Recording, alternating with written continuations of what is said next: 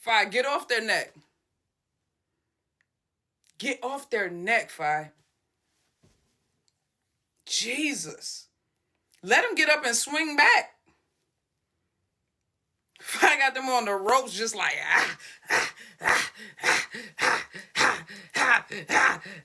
uppercut.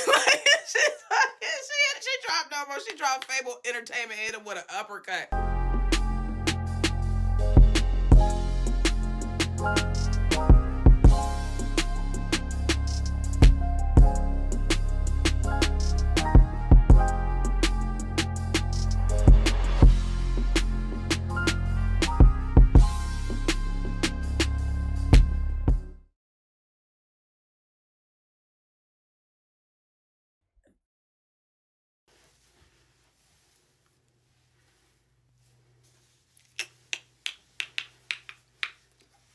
Pit check.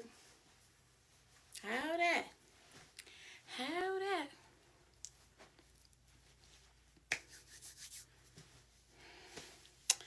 Hurry up.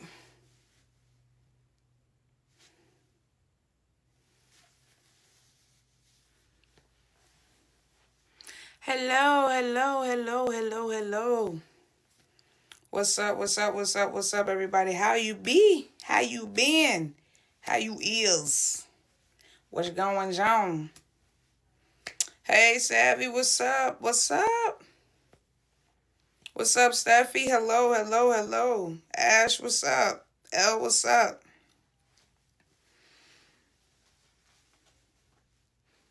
Hello.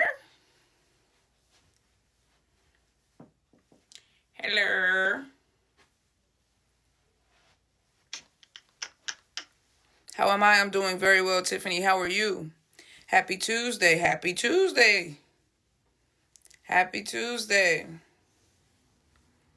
Good afternoon. Glad to catch you today. Yes.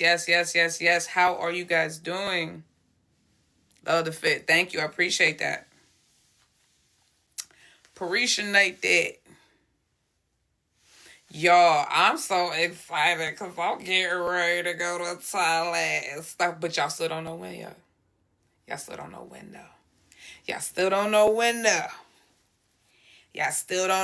though. But I got a new toy. I'm going to let a few more people get in here. We almost at 100. I'm going to let a few more people get up in here. And then I'm going to show y'all what I got for my Thailand trip. I'm getting excited, dog. I'm getting so excited, bro. Good morning, good evening, good afternoon, wherever you are in the world. I hope you are happy, healthy, and safe. Can we talk about love? Can we talk about the big move that Faye having her own company, though? You talking about Fable Entertainment?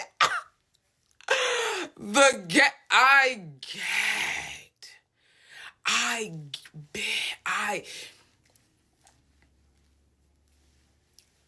gagged. She is playing chess, not chess. Juan is going to be bald-headed by the end of the month. She's going to be bald by the end of the month. She's going to. Absolutely diabolical. 5 Malasorn. We are not worthy. Bro, she out this motherfucker. She out the joint playing 5-dimensional chess, though. It's not just regular chess. She's out here playing 5-dimensional chess. Shorty said, okay. She said, F that contract. She said, okay. F that contract. She said, I'll bust out a clothing line, make $750,000 in a day. Yikes. Yikes. Then she turned around and dropped the IG for that joint. That joint gained over 100,000 subscribers in 24 hours. Yikes. Then she turned around and said, I'm going to do a fan meet on the day that y'all canceled y'all fan meet. Say it with me, class. Yikes.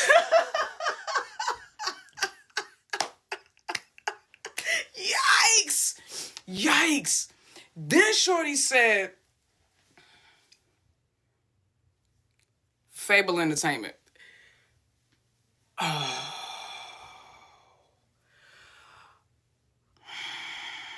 Checkmate.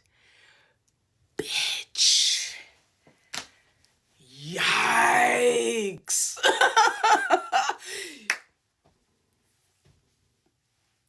Yikes. That's all I got. That's all I got. That's crazy. That's crazy. Oh, don't mess with air signs. I be trying to tell y'all.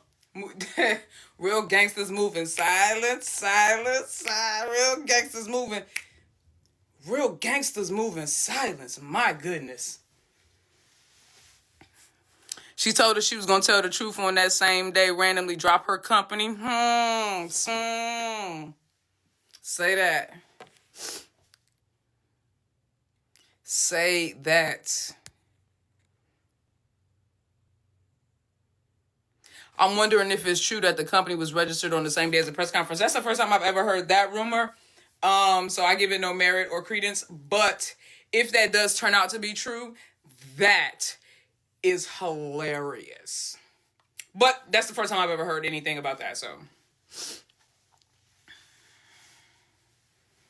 and then turned around and Yoko won Superstar Female Couple of the Year, and won, what was it, Best Actress? Was it Best Actress?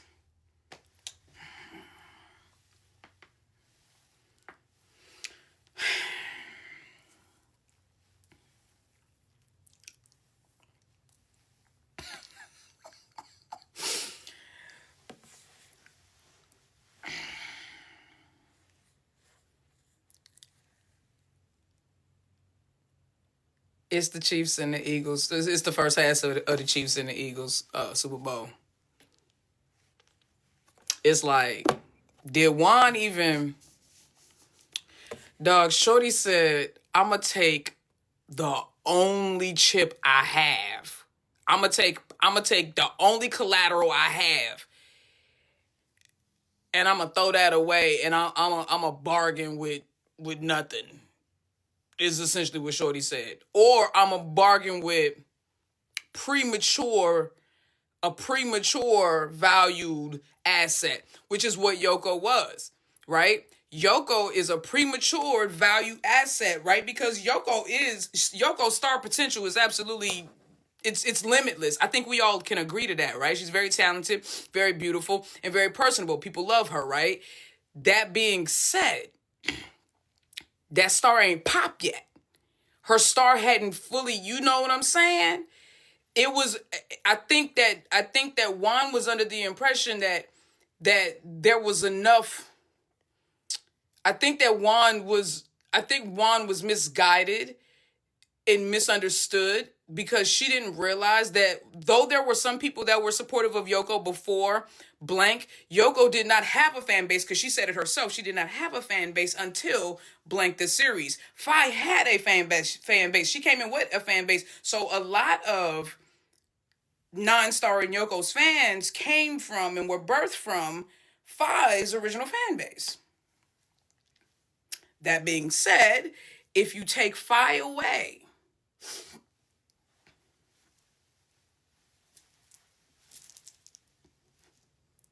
I can't believe that they thought that this was going to... And I'm going to stop saying take Faye away, because Faye did walk away. The issue was it's not that they threw Faye away. Faye decided to stop getting played with. Like, Faye was like, what is y'all doing? She said, be upfront with me. Keep it a buck. Tell me what my future is here. When she decided there was no future there, she said, well, then, it was that simple. And they couldn't do nothing to stop her. Now she over here opening up salons and production companies. Goddamn. Clothing lines and shit. Get off their neck, Faye. Faye, get off their neck. Get off their neck, Faye. Jesus. Let them get up and swing back. I got them on the ropes just like, uppercut.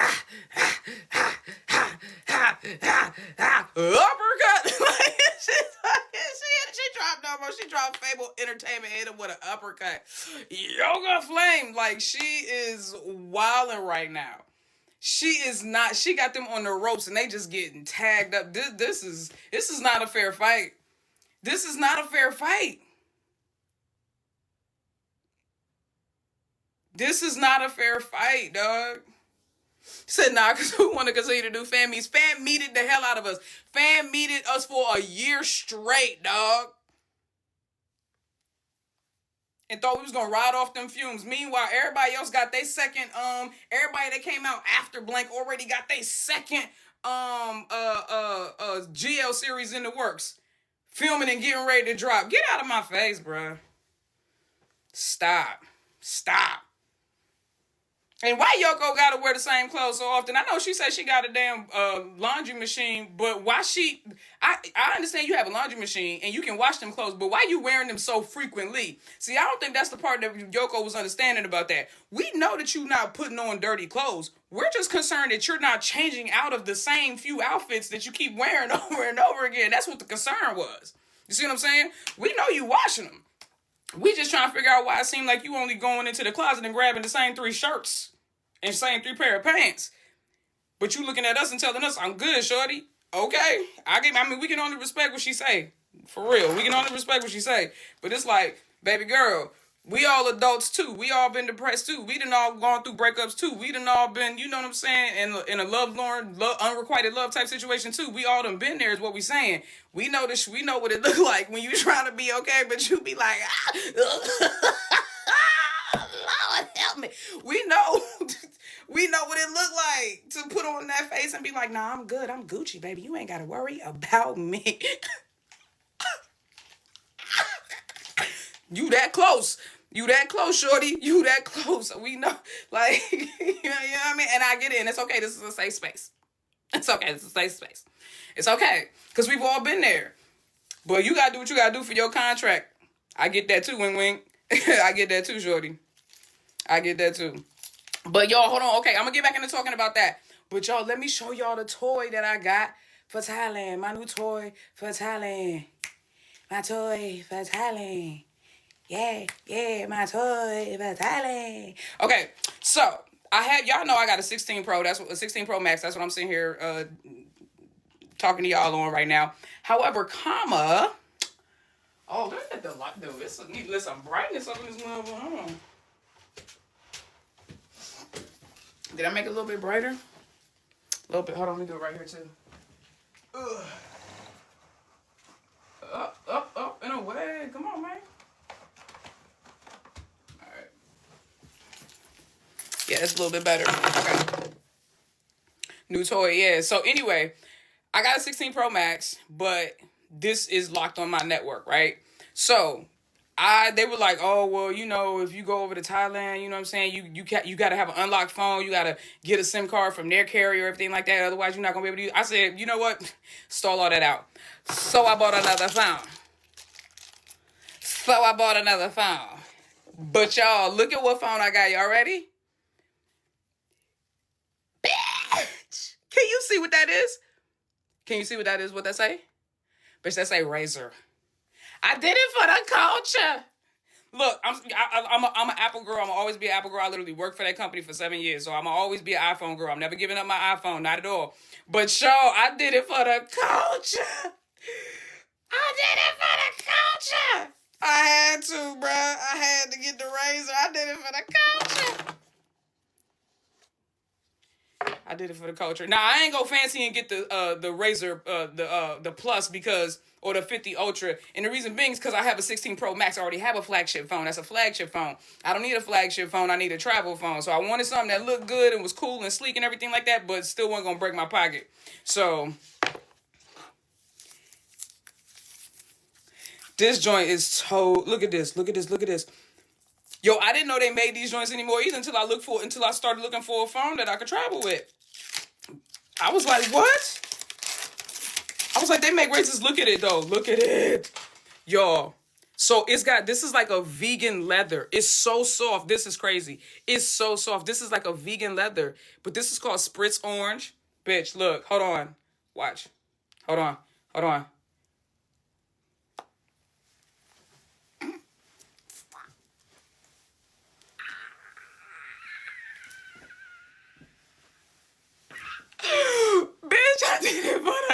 culture. I did it for the culture. Look, bro, this is...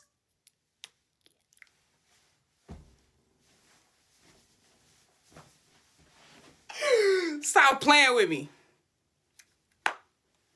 Stop playing with me. Every phone in the GL series, you know what? I'm not going to say that influenced my choice, but I did peep that everybody over there got like the Z or the Razor or something. They love flip phones over there in Asia. So yeah, man, I just opened it up. So I'm not gonna set it up right now or anything like that, but can we see the front open? What you mean? Oh, you mean like this? What you mean, can you see the front open? This the front. Yeah. It's so thin too, bro. Like, it's crazy. Hold on. Oh, well, I'm sitting here about to compare it to my 16 Pro. It's slightly taller than my 16 Pro Max, but it's thinner. So, like, my 16 Pro Max is wider. Oh, you mean light it up? Oh, you wanted me to turn it on? All right. I think that's the power button. Yeah. So now I got an Android and an iPhone. I'm Gucci on either side. I'm good with either OS. I'm good with either one. Look at me. Look at me. Look at me. Oh my God, I'm so excited. Yo, hello, Moto. Oh my God. This one is too cold, bruh. This is so fly. Hold on, let me see. I want to see what the outside screen light up. That's tough. Nah, this joint is tough. I'm excited, yo. I'm not gonna play with it right now, though. I'm not gonna play with it right now because I want to put a case on it and everything like that. Because yikes, I do not want to drop that. But I'm excited. I'm turning it off. Yeah, it's so thin, y'all. I mean, it's razor thin. I'm turning it off. Yeah. It's so thin, y'all. I mean, it's razor thin. It's so thin. This is hilarious. I'm so excited for you to go to Thailand with your new GL phone. Yeah, I got my little GL phone. You see me? My Thai GL phone. I'm not gonna hold you. Everybody in damn near every GL has at least one person or two people, two characters, or somebody has a flip phone of that sort. The new flip phones. You know what I'm saying? So Charlotte had one. I don't know if she still has it. I don't think she does, but I remember Charlotte had one. Saw your tweet and jumped right here quickly. Thank you. Now, let's go back to talking about what we were talking about before I deviated and showed y'all my new toy for Thailand. Yeah, so that's my unlocked phone when I get over there. There's only 2 main carriers in Thailand, so I'm going to just pick one. I'm going to just pick a SIM card from one of the 2 carriers, get a little, you know what I'm saying, a little cheap plan for while I'm over there, and pop the SIM card in there. You know what I'm saying? Thank you. So, Faye and Fable Entertainment. You know, every single time, I mean, we just barely recovering from Millions Max dropping, right? And then she was like, all right, bet I'm gonna do a fan meet. And we was like, yo, that's crazy. Her and Boss No Watt linked up, said they're gonna give you a fan meet. We was like, oh man, that's crazy. Then Shorty comes out and goes, here's my own production company. Now, the way that it's being positioned right now or propositioned right now is that it is going to be a space where you can keep track of all of Faye's entertainment engagements, events, series, you know, productions, whatever the case may be coming up. However, comma.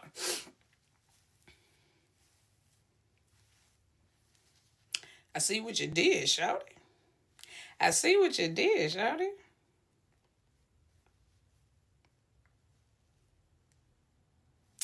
She's a boss. She's a boss. She is absolutely a boss. This don't make no sense, bruh. Like, and you got to think about it, right?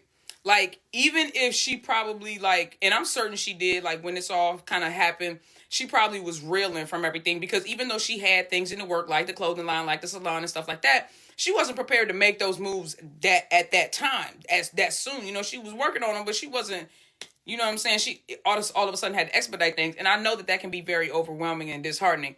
But y'all got to think about who Shorty got in her ear talking to her. Who can she lean on as a guide or a coach? Who was the first person she reached out to? Boss Watt. And like I said, me and that man have a love-hate relationship, because whilst there are things about his character as a man that leave much to be desired, his business acumen,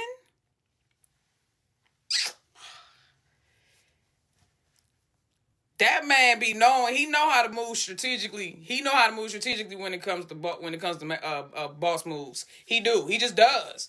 He just does. And the first person she hit up was Boss Watt. I know he was like, all right, that sucks. Oh, sad. Yikes. Feel bad for you. Now, how the fuck you finna recover? Like a real dad would. Your dad is gonna let you cry for exactly 3 minutes. And then he gonna be like, you good? Excellent. He says, so now how do we recover? How do we restore? How do we get ourselves back to where we were and then continue to achieve greatness? Because what we not finna do is lay here and lay down. You are 5 miles sword. Are you serious? Are you serious? No, ma'am. No, ma'am. You get your ass up, you put that crown back on, and you start stumping like a queen, bro. I swear to God, every move I thought Millions Max was a checkmate. I thought the family was a checkmate. I thought when she dropped the live and said she was gonna clear shit up, I thought that was a checkmate. Then Shorty turned around and said, ha ha ha, here's a production company. No, that is a checkmate and then she wins 2 awards today, one for Yoko as a couple, and then one for Best Actress. Checkmate. Oh my God. Oh my God, bro, when God has favorites. Hey, dog, look, that's it. God has favorites. Be mad about it. Be jealous. Be envious. Talk about her. Troll her. Do what you feel like you need to do, baby. Bang your head against that brick wall of hate until you knock yourself out cold. Because Shorty gonna be all right. She's fortified by the favor of God. You better don't get me to preaching. She's fortified by the favor of God. Y'all, she used a scripture for her millions. Man, she used 1 Corinthians 14. She used 1 Corinthians 14 for her scripture. Like, or is it 13, 1 through 14, something like that. Y'all know which one I'm talking about. Listen to me. She is fortified by the favor of God. Leave her alone. Touch not God's anointed. How many times have I said that about her? Touch not God's anointed to do his prophet no harm. Y'all gotta know who y'all be playing with. Y'all be thinking that y'all just be messing with these people out here. That's why I don't get mad when people come at me. I'm one of God's favorites. I swear, I know I am. I know I am. That pisses people off when you know you God's favorite. Fi know she God's favorite. That's why she don't got to fight back so hard. She don't got to get out in the public and tussle with people over her character and over her, what she did and what she didn't do versus... All right, she said cool. She said cool. But she did say that she finna clear some shit up on the 30th. She said, look, I ain't got no intentions to hurt nobody's feelings, especially not nobody that everybody loves. So we know who she was alluding to when she said that. She said, however, I will speak the truth. And if the truth does hurt people, then I guess that's just what the fuck is gonna happen. That she finna go full air sign, dog. She's about to go Super Saiyan on you, motherfucker. Y'all like, oh, she's so sweet and sacrificial, and she's about to start, but now here's the thing though, and I need y'all, and hear me when I say this, I'm saying this now. Now when she say some shit, and like she said, she about to give y'all the super porn, y'all used to the Molly, look, if she say something and it sounds harsh or it sounds accusatory, y'all can't get mad at her because she has been quiet all this time. She hasn't said anything about anything And y'all know what I mean. I'm not just talking about this situation. I'm talking about the situations from last year with her friends and everything. Faye has never spoken out about anything. Everything that people have accused her of, she has just sat there and let people say and speculate and do what they want. But Shorty said, I have tried. She said, I told them. Y'all heard what she said? She said, I told them not to mention me. She said she's about to go full air sign. She said, I told them not to mention me. But they just can't stop mentioning Faye. She said, so since they keep mentioning Faye, Faye finna start mentioning stuff too. Because, like, why I gotta be over here sitting quiet? That's right, Faye, exactly. Speak your truth, shorty. At this point, I mean, she's still literally collecting awards for the work that she did with Yoko. That says everything it needs to say. She can say whatever she wants to say. She is that. She is who she thinks she is. She is who she thinks she is, and she is who you think she ain't. Hold on, let me say it again. She is who she thinks she is, and she is who you think she ain't. Be mad about it. I can't wait to hear her. Oh, I can't wait. I can't wait to hear her clear the air. I can't wait. What you gonna say? What you gonna say? What you gonna wait? Matter of fact, has the whatchamacallit gone on sale yet? The come on, y'all, help me. The stream? Has the stream gone on sale yet? I thought I saw something that said it was, but I wasn't sure. Yes, it's on sale? Yesterday? Bet. Hold on, let me turn the fan on. Bet. That's gonna be what's up. Whistle while you twerk. I can't whistle. That's a damn shame. How you turn? I just want to. Y'all look at the fan. Watch the blades come out. Hold on. Hold on. I think I gotta put it on high to get the blades to come out. Tell me that one cold. Did you see it? Did you see it? Did you see it? Hold on. Let me. Hold on. Let me do that for you one more time.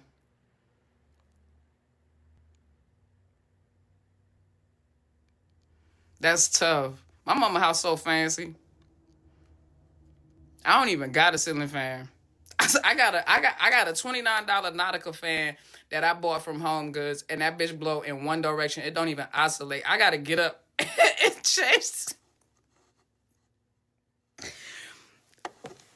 This why I'm always have money though, cause I'm very simple. I'm very minimalistic. I'm gonna always have money because I get up every 30 minutes and be like, get back right in the bed. And get up. That's why I don't be asleep. Y'all be like, why you always up, bitch? I'm turning my fan. Shut up. I'm turning my fan. Mind your business. But I always have money because I don't feel like spending money on shit like that. I mean, I can get up. I really have money in the bank. I can get up. I don't need to buy no damn fancy fan. Mama got coins. She do. Tell her to share. All right, I don't even know what I was doing. I think, yeah, what I was talking about, but what was we talking about, y'all? I'm an Aquarius. Get me back on, and I got ADHD. Get me back on schedule. I said, get me back on schedule. Get me back on path, on topic. Walking into the award show with Pete Pim and had me cackling. And Pete Pim winning an award. No, Penn won an award. Penn won an award. That's right, Penn won an award. She showed up with Pim and Penn won an award.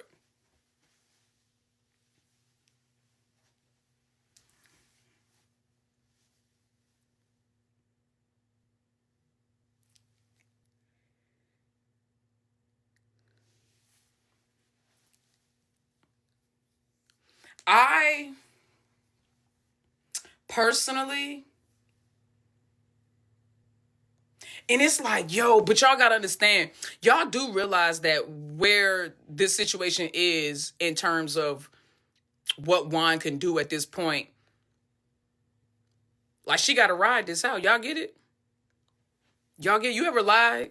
you ever tell a lie and you tell it so long and you tell it so well that you gotta stick with it? Cause like, like, How does she can't back out of this. There's no way that she saves herself. Because even if now because if she goes, oh, my bad, you're right, all y'all was right, I was wrong, and I'm sorry, then everybody gonna be like, bitch, why you make us fight this hard this long and you knew you was wrong? And then if she keeps fighting, we're gonna keep trying to prove her wrong. So it's like rock hard place one. Like, she ain't got nowhere to go.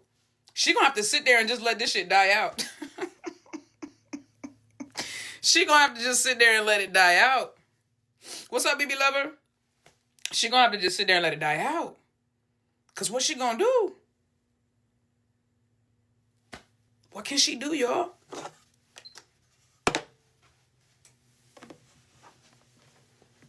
She won't anyway. She's a narcissist. No, she thinks that there's still a way out. This is the point in the movie where the bad guy is like, yeah. No. You're like, you holding on because this is all you got to hold on to. You feel me? Did you hear that? That was a bar. She's holding on to this because this is all she got to hold on to. She done lost her friends. She done lost her business partner. She done lost her best actress. She done lost her music producer. She done lost makeup artists. She done lost talents and production teams, production companies. She lost opportunities, brand collaborations. She literally has lost everything. She's lost the respect and integrity of the industry. She's lost everything.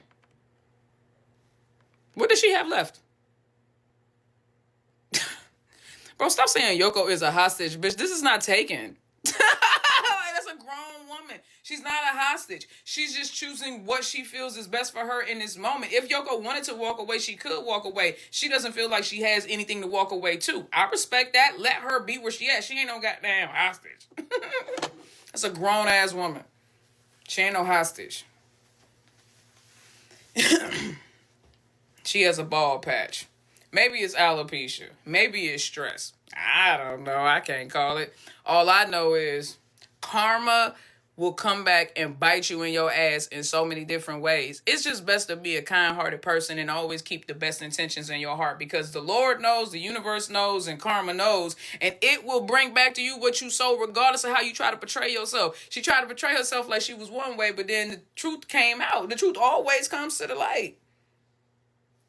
It always comes to the light. Never understood the assignment. How you got Faye and Yoko on accident? That's what's crazy.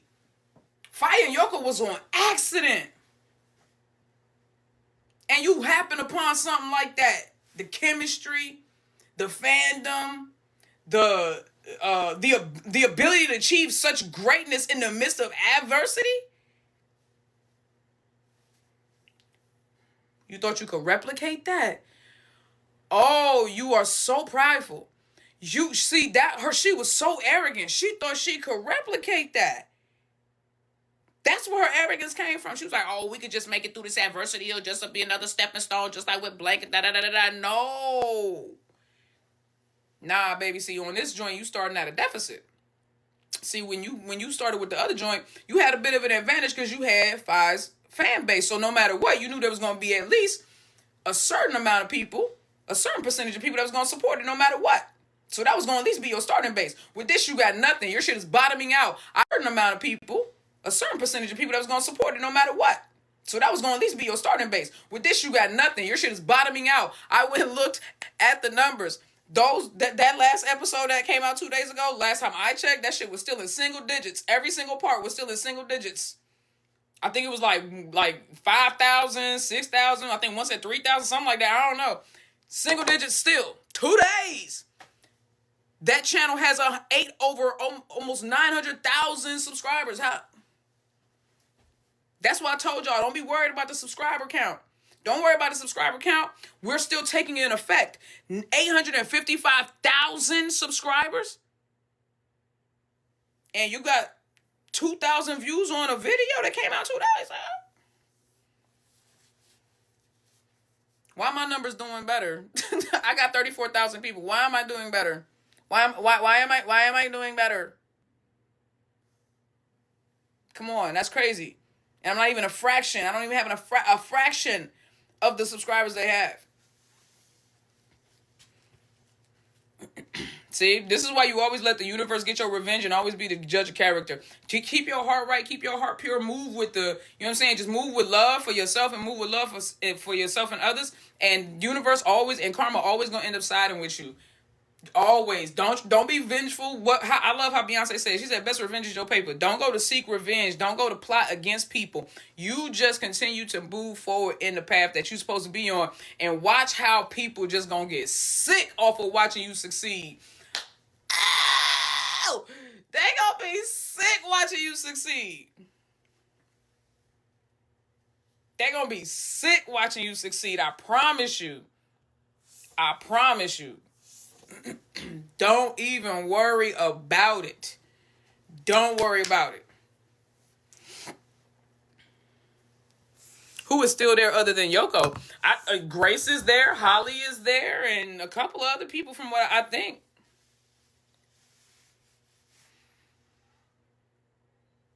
Hold on, y'all. What'd you say? All right. Got me a little personal pan pizza in the oven. That's what I was doing while I was talking to y'all. Got my little picture. You off the phone?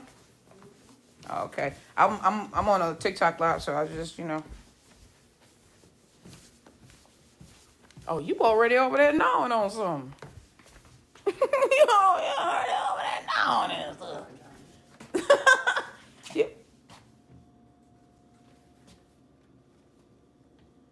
Well, why you ain't cut mine up? Why you quartered yours and you ain't quartered mine? Mommy! You can do your own. No, I can't. You know I've always struggled with these joints. No, you did. Yes, I have. You ain't struggle with nothing. Telling lies. You just want me to get up and cut it. What you mean? Nuh-uh. Yes, you did. And I hope they heard me on that live, too. This is you not being grown. I am grown. You're right, when you want to be. But I got my mammakins. Thanks, Mom. Nummies. May I also have a beverage? She just pointed at the picture. She said, you gonna get that your so you can get that your damn self. Yes, Mama. Going up in the goddamn. Who needs this much water as an individual human? Like, this is ridiculous, Mom. Why do you need this much? Is I guess. Huh? Buy two, get one free. And she'll still probably be through these joints, and like, guarantee you, she'll probably still be through them joints in like, what, a week? She back on the phone. I'm going back upstairs. Where you going? Huh? Where you going? Can I go upstairs? I ain't never spilled, and you know I haven't.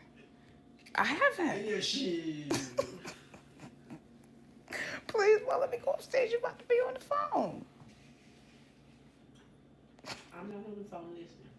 Oh, so I can stay down here and talk? You sure? Mm-hmm. Okay.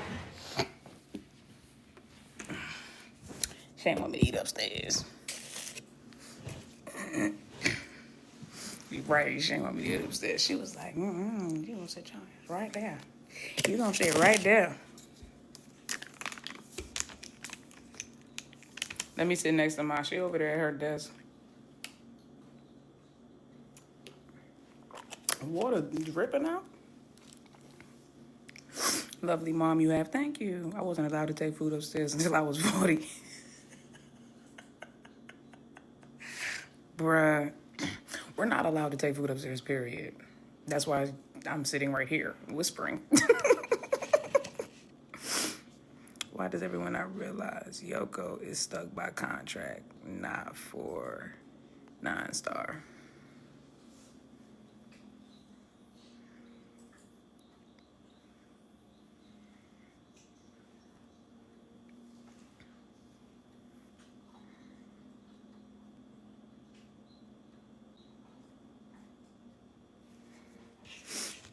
Y'all, look how cute these pizza slices are.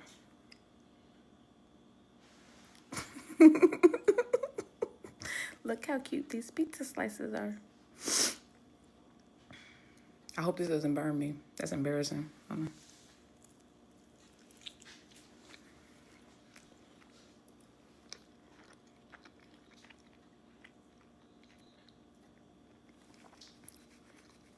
Num num.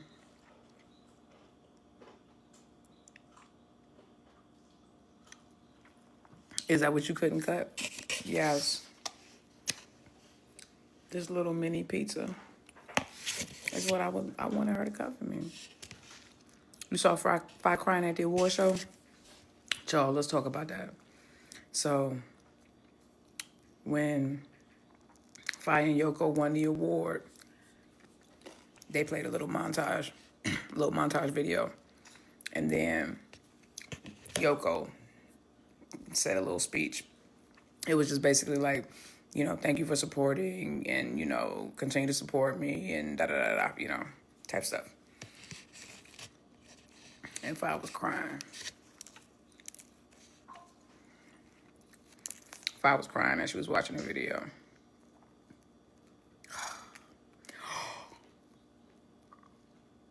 Oh, no, hold on, y'all. Hold up, though. What about...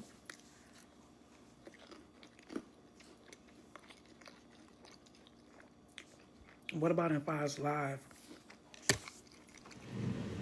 When somebody said, touch your hair if you miss Yoko. And she did.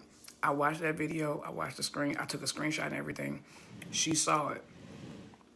She saw it. She saw it. She 100% saw it. And she reached and touched her ponytail. Oh, give her wife back.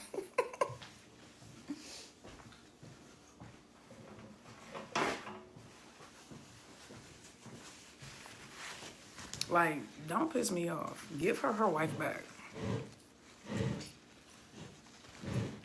Do not piss me off. Just give that woman her wife back and let us all, you know. I saw that joint. I was like, yo, that's...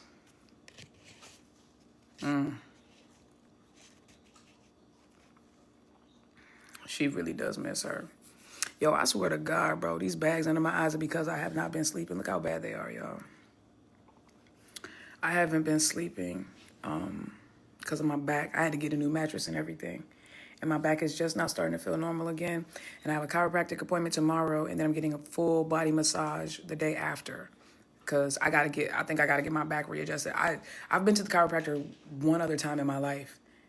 This is only the second time I'm having to go, but it's just, I think sleeping on the wrong kind of mattress, it's like all of a sudden, I think that mattress just started to give out really bad in the last month or two. And I think it started to like sink underneath my back and my spine, and it wasn't supporting my spine. And I just, y'all, I'm telling you, there was like 4 days where my mom is my witness. This girl from China thought very differently from the world.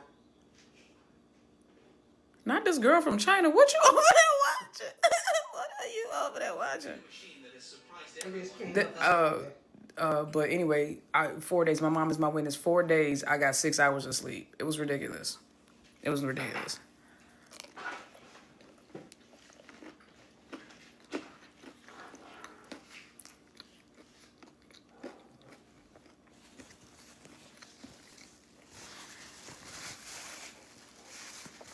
So, my bags are a lot heavier. Like, I have natural bags, but they're a lot heavier than they normally are. So, them joints got me. I'm like, dang, bro. Look, no bags, instantly 10 years younger. Bags, boom. Joints is, I need to get some sleep. Dang, hope you fully recover soon. Oh, I will. Trust me. I got to recover because I go to Thailand. Got to be well rested for that trip.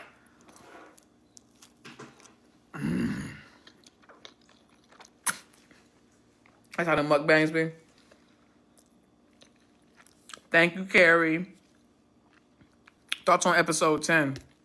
Y'all, Episode 10 of Us.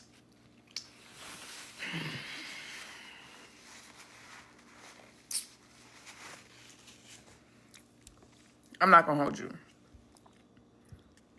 They still was doing a little too much Nene. However, my favorite Nene scene was her scene with the wife. Cause whether y'all agree with Nene or not, she was clocking the wife's tea.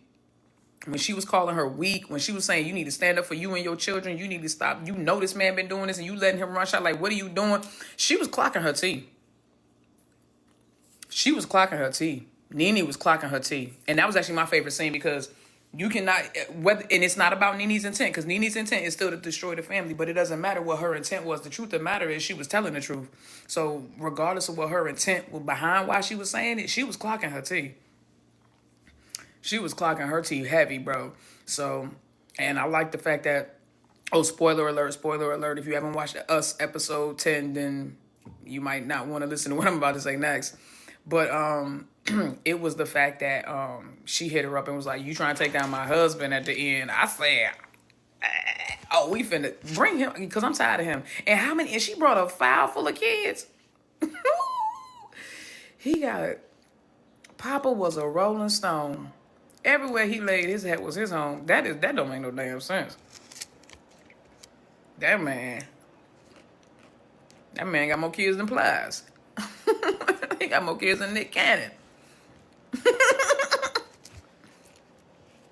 That's crazy. That man got more kids than Nick Cannon. That's crazy.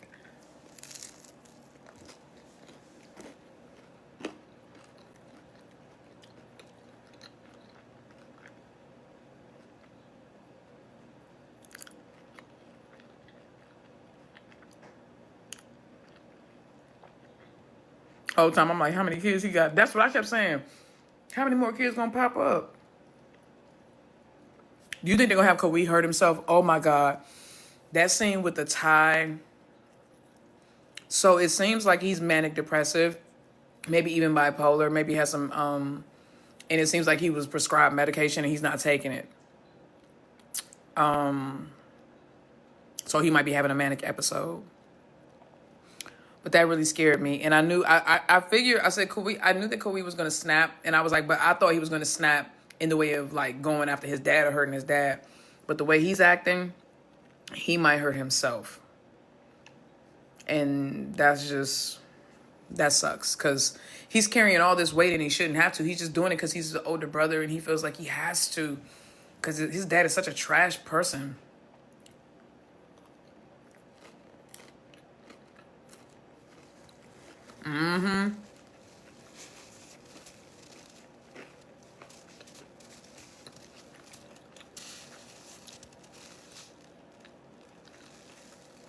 I was reacting. Oh, you said you was watching me react to the finale of Petrichor, and what you said about 10 reminded me of Kawhi. What part? About him being made into, like what part? Because I'm certain there's probably a few overlaps. He felt obligated to clean up his dad's mess, yeah. He might not be the oldest with all them damn children, right? It's actually, it's really sad. Oh my God. And then Pam's grandma with the pancreatic cancer.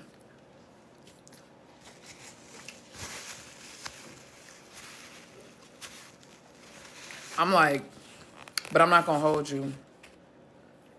That scene when Pam and Rock were in the bedroom and Rock was just like thanking her. She said, thank you for loving me, even though my dad is the reason why your parents are dead. You know, even though my dad killed your parents. And Pam just like, hugged her and reassured her that she loved her, da-da-da-da. And in that moment, it dawned on me. I was like, Pam had to lose the people she loved the most to find the person she loved the most.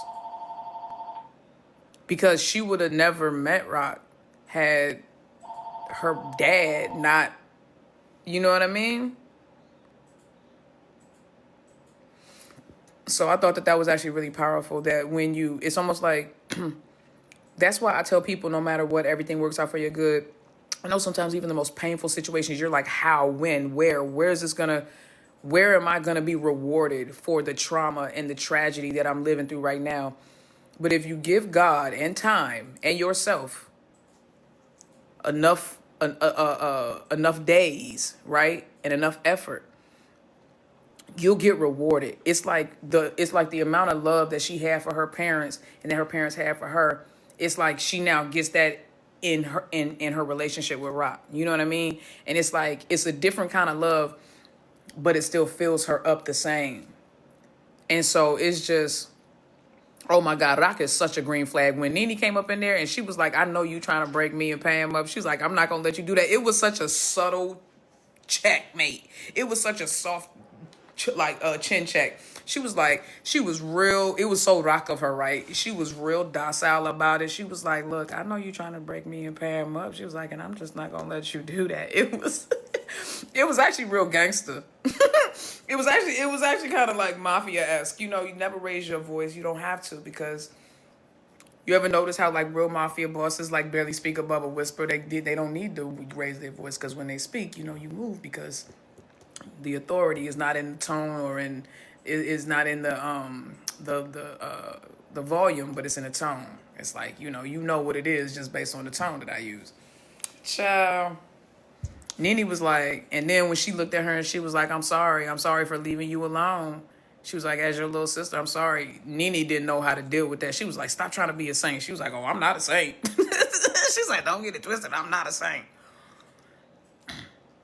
Yeah, Nene was expecting a crash out, and Rock gave her compassion instead. Look, that girl, yeah, Rock is such a green flag, and so is Alien, because the way Alien, I know, what's her name? What's her name in this joint, y'all? I forget, because I keep calling her Alien. She gonna always be Alien to me, because that's how I met her. I met her as Alien. Oh, that's right. Oh, she's such a green flag too. But child, I wouldn't want to be a green flag for a field full of red flags. I'll tell you what, Nene. Even if they do get into a relationship, that kind of toxicity, you can't love that out of somebody. She has to go to therapy. Let me explain it. Let me tell y'all something. There is no amount of love. Listen, shut up. Yes, no, listen. There is no amount of love that's going to pull somebody out of their own trauma. Did you hear what I just said? There is no amount of love that you can give to somebody that's going to pull them out of their trauma. It may band-aid that shit for a while. It may slow the bleeding, slow the leak a little bit, but it will not stop. It will not stop the leak. It may slow the bleeding, but it won't stop the leak. They have to love themselves, and they have to do it for themselves. I promise you. It's going to come back, and it's going to still be a problem. If Nene don't take her ass to therapy, Oak can love her with all the love that she has to give. And that girl still at some point going to go toxic and going to go nuclear and self-destruct. And if Oak too close, she's going to get taken out too. I'm telling y'all, that's cute in the GL series, but in real life, that shit don't work. Don't you dare try to love somebody out their own stuff. Don't you do that. Don't you do that. Because how many of y'all, you barely can love yourself out your own shit. How you gonna love somebody else out of theirs? Nah, let them love themselves out of it. Let them figure that out for themselves. You don't ever try to save nobody from themselves. They'll take you down. They will take you down. I'm telling you, bro. But I love that she's brave enough to go after somebody like that though, because she can. Oat is not stupid or blind. Like, she sees exactly who Nene is. She sees that she's conniving, she's manipulative, that she's bitter. Very, very broken. She's angry as all get out. Oat sees all of that, and she's still like, I think I want to be your family. What? Girl, read the room. It's an insane asylum. Read the room. It's padded. Stop playing, bruh. Oat does read everybody. She has great discernment when it comes. She just be sitting there watching everybody. She was peeping about Kawi too. Y'all saw that? The conversation he was having with his friend, who's a psychiatrist, in her bar. Yeah. See, the best thing you see, and I've heard bartenders talk about that. Bartenders have a very unique space because they have the ability to be invisible in such a high visibility job. Like, because they're so busy and they're floating around and moving around and keeping up so many conversations at once. I'm talking about a good bartender. They are virtually invisible. You know what I mean? And so they hear a lot because people don't pay attention to them. You ever want to know what's going on? Go talk to a bartender. If you ever want to know what's going on around your town, go talk to a bartender. I bet you they got everybody's tea. Everybody's tea. Everybody's tea. Oat knows everything because people get to drinking, they start talking, loose lips, sink ships, and she just be, all she gotta do is sit there and listen. That's all she gotta do. Sit there and listen.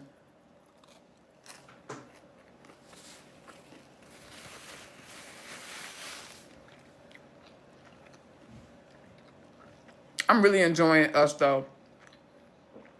Us, the series, is very good. And it's a very different storyline than what we've been seeing.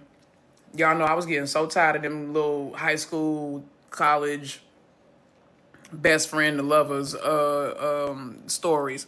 But they did this. Us has a very unique plot. A very unique plot. And I'm really enjoying it. I'm really enjoying it. I mean, from the first episode, they had me hooked.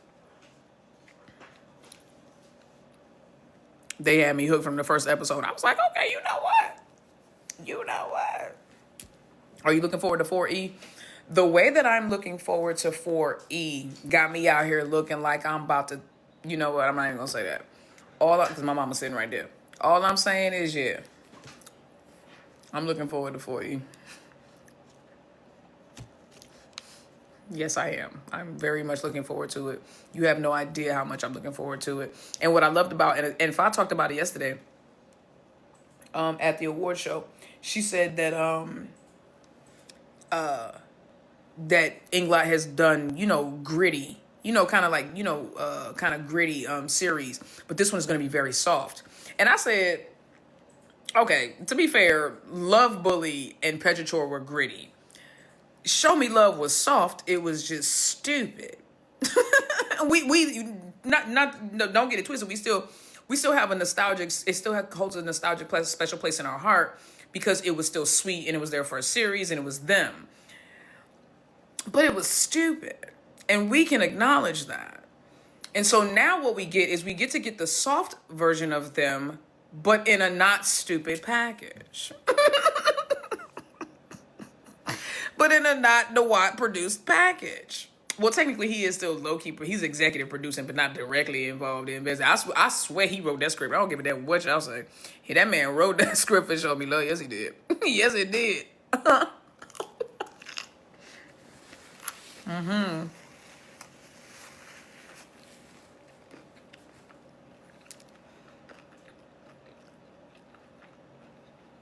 We still watch whatever they do, stupid or not. We sure do. I went back a couple weeks ago and was sitting there watching Show Me Love. It was mad and irritated the whole time, but still enjoyed the hell out of it. I was irritated the whole time at the production, at the storyline, at all of it. Camera angles. The continuity issues. Child was tight about everything. However, every time Ing and Lot or Shadeen and Mina popped up on that screen, I was like, oh. So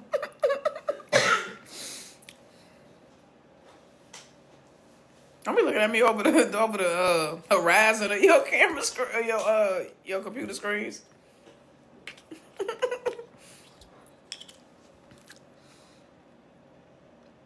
Anyone else mad that the cars don't match the elements? Yes. Because why would you do that?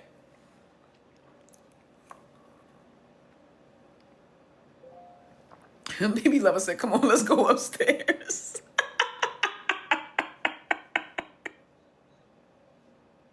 Right, y'all already know. Mama just admiring what she made. Baby, that wasn't a look of admiration. I know what admiration looks like. Speaking of which, me and Mommy was out yesterday at the mall buying was in Journeys getting shoes for my trip. Wait till y'all see them joints. I think I'm gonna do a little pre-vacation haul for y'all, so y'all can see some of the outfits I'm thinking about taking, because I can't take everything that I bought, obviously, but I'm gonna take some of the stuff. But anyway, so we out at Journeys, and we go through and get a couple pairs of shoes and everything like that. And as we checking out, I start bringing up that I'm going to Thailand, and the girl that's ringing me up goes, "What you going out to Thailand for?"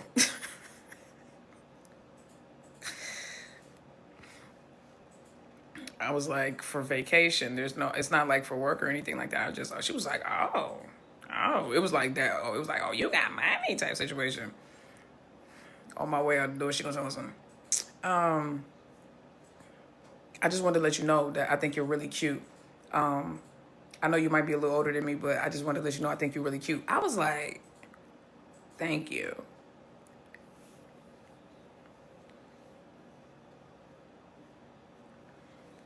First of all,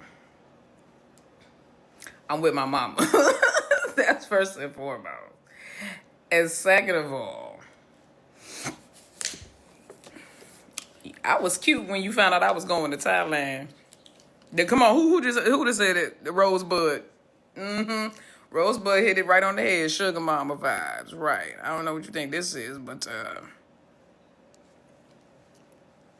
don't know what you think this is. But the next person I date is gonna have a pension plan. They gonna have their own pension plan, their own 401k, their own retirement plan. They gonna have their own diversified portfolio, their own stock options. They gonna have their own CDs. They gonna have their own all that. Ain't that right, mama? Mm-hmm. I don't like how rushed that was. She trying to shut me up. She just want to peace out. Oh, is that what it is? Well, I ain't for it. Not to like being 401k. It really is, because it's 40,000. It's 40,000.100. 40,000.100. I promise I went to school. I promise I went to school. 40. I was trying to say it's 40,100, but I was just reading the way it said it up there. You know what? Leave me alone. Y'all are so rude, mommy. They being mean. What is that? Tell me at the bottom. Tell me how this tastes. It is supposed to be a high protein dessert made out of yogurt, strawberries, and chocolate. Just tell me.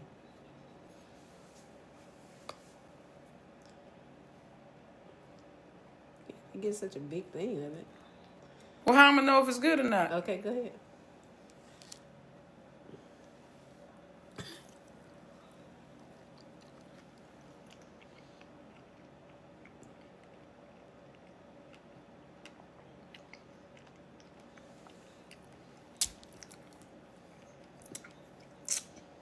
It tastes like chocolate, syrup, strawberries, and melted ice cream. Let me go ahead and get some of that. You can have it. That's yours. I made it for you. I put it in the freezer. Oh, you gonna eat that? But you gonna put you gotta put it in the freezer? It's not done yet? Yeah, it's done. It's yogurt. It's just yogurt. It's Greek yogurt. It's less than 400 calories. This big bowl is less than 400 calories? Yeah. Y'all. And she talking about some. This is why I still get my pizza cut up. Right here. Because I'm spoiled. Right here. Look at this here. Oh my goodness. It's light too, isn't it? It's not heavy. It's so light. Dang, that looks good. It's so good, y'all. Hold on. Let me get y'all. Hold on. Hold on. Let me get y'all right. Nummy nummies. It's a nummy nummies. Open that. Open wide. They're nummy nummies. Did you get it? Was it good? This is really good, mommy. I was gonna put cheesecake in there. Nah. No, because you know what it's made out of? What? Greek yogurt. Mm-hmm. Sugar-free. So good. Sugar-free pudding. Mm-hmm. Packs. Mm-hmm. Just open up, put it in there, stir it up really good. Then you put the strawberries on top with the syrup. It almost tastes like an acai bowl. Yeah. It's got less than 100 calories in it, in the syrup. Mm-hmm. And I'll use 2 tablespoons. And then I just layered it. The recipe I got from, she just did it all across. I took it and layered it. I put the chocolate and the Nah, yeah, this is good. This is so good, mommy. You did your thing with this one. And you can put it in the refrigerator, in the freezer. Yeah, so you can, yeah. A little bit more colder. Mm-hmm. Solid. But it's just yogurt. It's Greek yogurt. When is Mama coming to stay with us?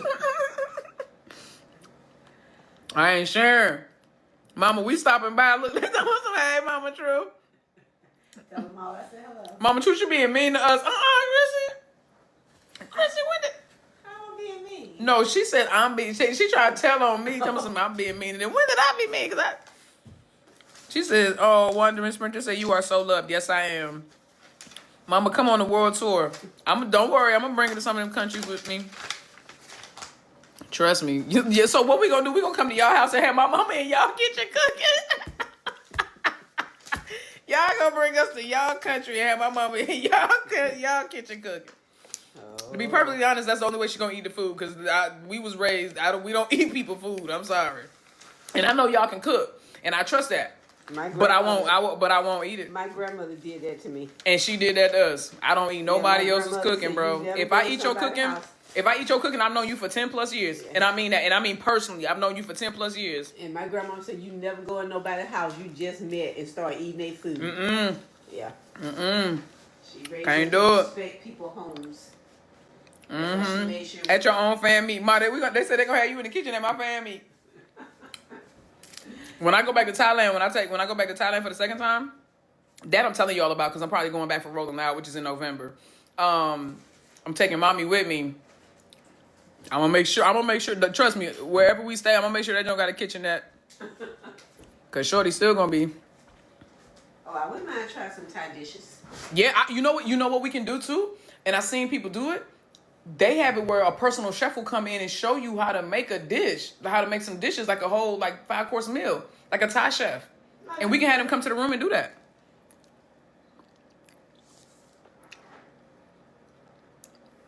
I only eat my family's cooking. Exactly. That's how I was raised. I only eat my family's cooking too. Like when I go down in Georgia, I only eat my auntie's cooking and my cousin Pino's cooking. Ain't that right, Mom? Mm-hmm.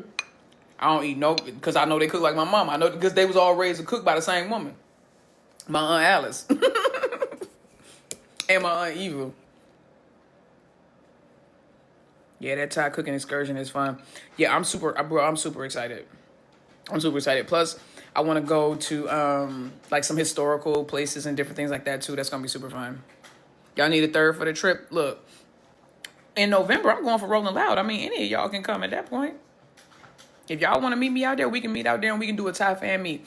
See, I at least when I go the first time, I want to go and just acclimate myself to the country so I'm used to it. You know what I'm saying? And really, so I don't want to be bombarded. I don't want to have the culture shock and then also do the fan meet and all that. But that way, when I go the second time, I can just focus on, I already be used to things to a certain extent. Obviously, 10 days is not going to be a whole lot of time, but to acclimate. But, I'll be able to, I'll be a little more familiar with the area and with the people and the culture and the customs and things like that. And then we can do a fan meet and really just parlay. That's going to be what's up. You need a bodyguard? I'm bringing a bodyguard this time. I don't travel to foreign countries without a man. I do not y'all notice that. If you've been peeping me, I don't really travel anywhere. I don't get on a plane without a man. Y'all will know that. I'm not one of them women. Ooh, I can do it. Why am woman hear me roar? All that bullshit. No, I need a man to stand right there, catch a bullet, catch it, and take a punch. That's what I need a man that love me enough to take a bullet and catch a punch. No, stop. Stop playing with me. Stop playing with me.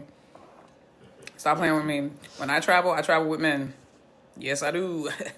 Every time I go out of town, I travel with a man. But what if we don't have a man available? Grab the nearest one. Unless he trying to grab you. This is terrible advice. You will not survive. Do not take any of this to heart. Don't take any of this to heart. You will not survive. You be taking 4. Be taking part 4, bruh.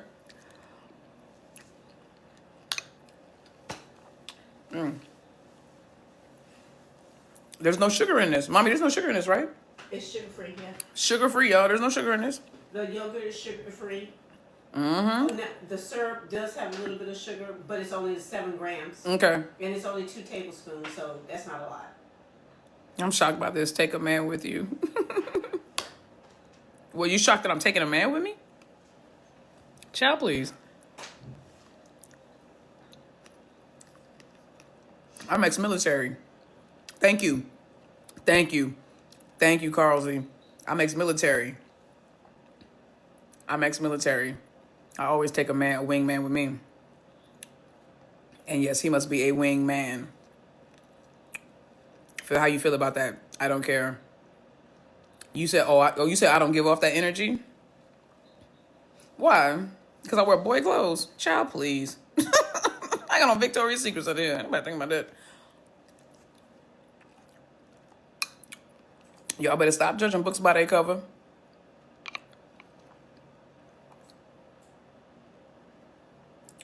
Y'all better stop judging books by their cover.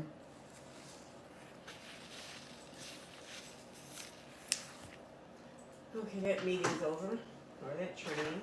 Nikki, they think you this hyper masculine woman. They really do. They really do. They be getting look. That's why they get disappointed every time. I ain't trying to be no boy. That's never been a desire of mine. I just like to wear what I like to wear, and I'm very comfortable in the clothes that I wear. And I carry myself how I carry myself. This is just me. But I never try to be anybody other than Nikki. I've been like this since I was a kid. Ain't that right, mama? Mm-hmm. Never try to be more masculine or more feminine or none of that. This is just who I am. Like, y'all gotta, I sit here and spend my days watching GL Thai series and gossiping about girl shit with y'all online. We kiki. I ain't sitting up in here with boxers on. Ain't nothing wrong with it. Just ain't my forte. I got dropped here from Heidi's live. What's up, Alex B? How you doing, sweetie? We just talking about Vicky's secrets and boxes and stuff. And what kind of girl they think I am? Apparently.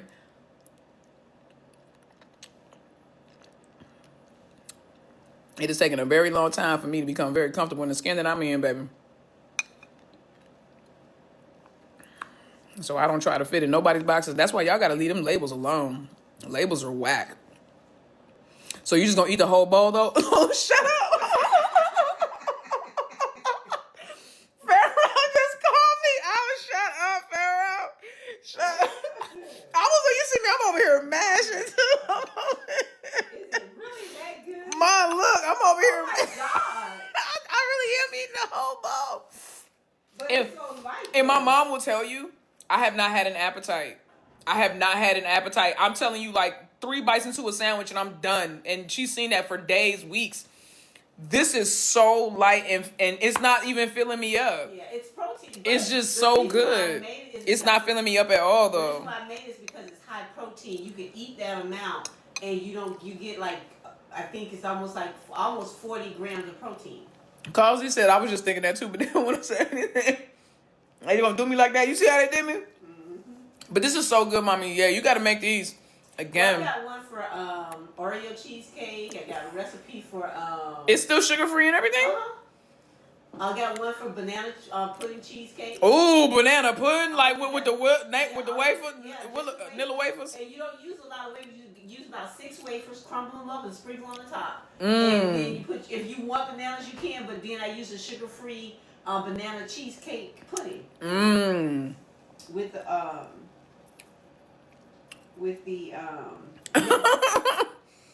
Yes, we need those. Pharaoh said we need those recipes, mama.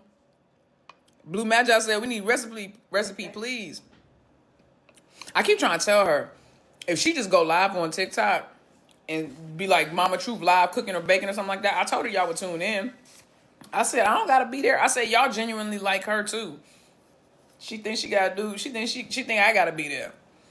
She need to turn her phone on, go on her little TikTok account. Mom, what's your TikTok account called? Is it Mama Truth? I don't know. That's what she said. She I think that's what you want. she came to me and said she wanted to do social media. Can you believe that? I just asked her what TikTok account was. She said, I don't know. This is not ultra this stuff, mama. You ain't, come on now. Now that's not need to know that. They said, yes, we will watch. They said, Mama, truth, I'll buy a bowl. Somebody said, yeah, I would trip going over there. Just let Mama Truth know that. Oh, see? Aw. Thank you, sweeties. I appreciate all of you. Oh, Tali said, you fumbling the bag. Quiet as a skip. She said, you fumbling the bag. Money. Oh. You leaving money on the table. Oh, okay. You got to say it like she know it. You got to say it like the generation. Don't even. You right. Don't even, because you know that's not me. You right. So don't even. You right. Get your feelings hurt on that while you on TikTok. You right. Mm-hmm. Back up out of it. You right. I love you though. I love you too, Mama.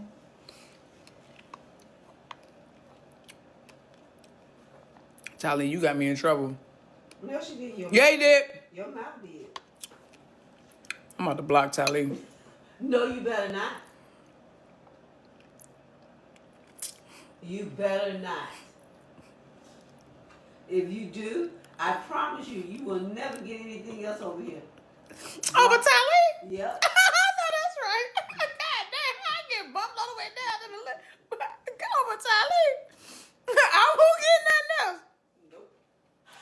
I'm your power of attorney, but Tali got it though, huh? Yep. I'm your power of attorney, but Tali. All they were doing was telling the truth. But Tali got it though.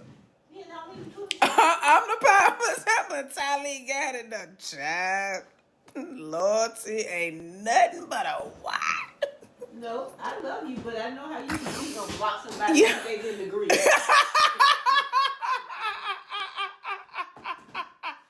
is not right. You know that. I ain't that bad. You. Huh. Yeah. I said sorry, sure. You ain't got to throw body out. She trying to over here salt me. Trying to hit me with a bottle of olive oil. She trying to hit me with a bottle of olive oil, y'all. No, it wasn't. It be your own mama, I'm telling you. No, it wasn't. Jesus. Calling.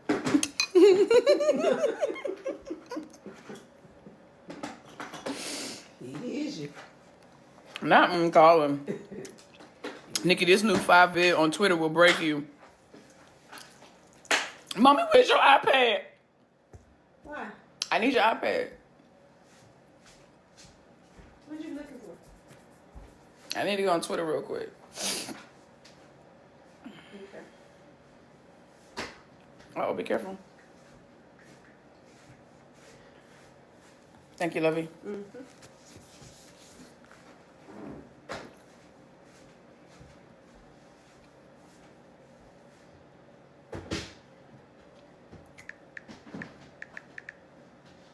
The twits.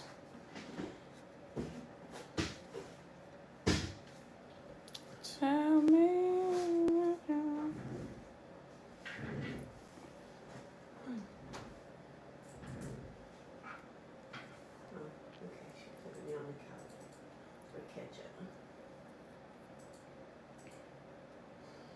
Hold up, y'all.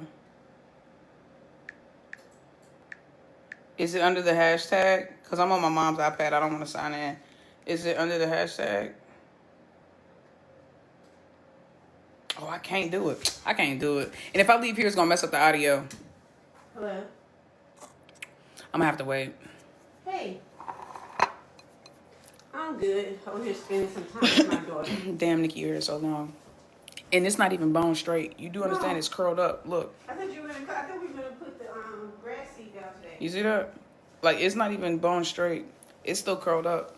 It's gotten so long, y'all. It's gotten so long. And it seems like since I went back black, it seems like it's gotten even longer. It's like dead ass. Since I went back black, it's like it's gotten even longer. That's crazy. But I'm letting it grow out a lot too, though, see? Because before I go on my trip, I want to make sure that I have a lot of new growth. How long have I had them? Since 2018. Yeah, I had my locks colored too. I dyed them, I bleached them. I bleached them blonde.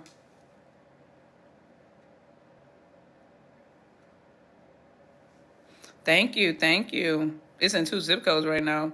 Love the beanie. Love the bling on the beanie. Oh yeah, I stole that from one of my other beanies. Did you watch Big Brother Italy? I don't watch Big Brother Italy. I don't watch TV, y'all. I literally watch Thai GL series, The Outdoor Boys Adventures on YouTube, Family Guy, and that's it. Oh, yeah, and that's it. So if it's not a Thai GL series, if it's not Family Guy, or not Outdoor Boys with Luke Nathan and all of them, his kids, going on adventures, getting lost in the snow and shit, I don't watch it. And Criminal Minds and SVU on repeat. Criminal Minds and Criminal Minds and SVU, of course, yeah. Everybody love Outdoor Boys. Who don't want, bro? Listen, who don't love the Outdoor Boys? Like, stop playing with me. Family Guy, American Dad is better. So I go through cycles. I agree. I think that American Dad is better, but I go through cycles. Like, because I've watched both series so much, I'll get tired. Like, I'll burn out on American Dad. So then I'll just go to Family Guy, and I'll watch Family Guy till I burn out, and then I go back to American Dad.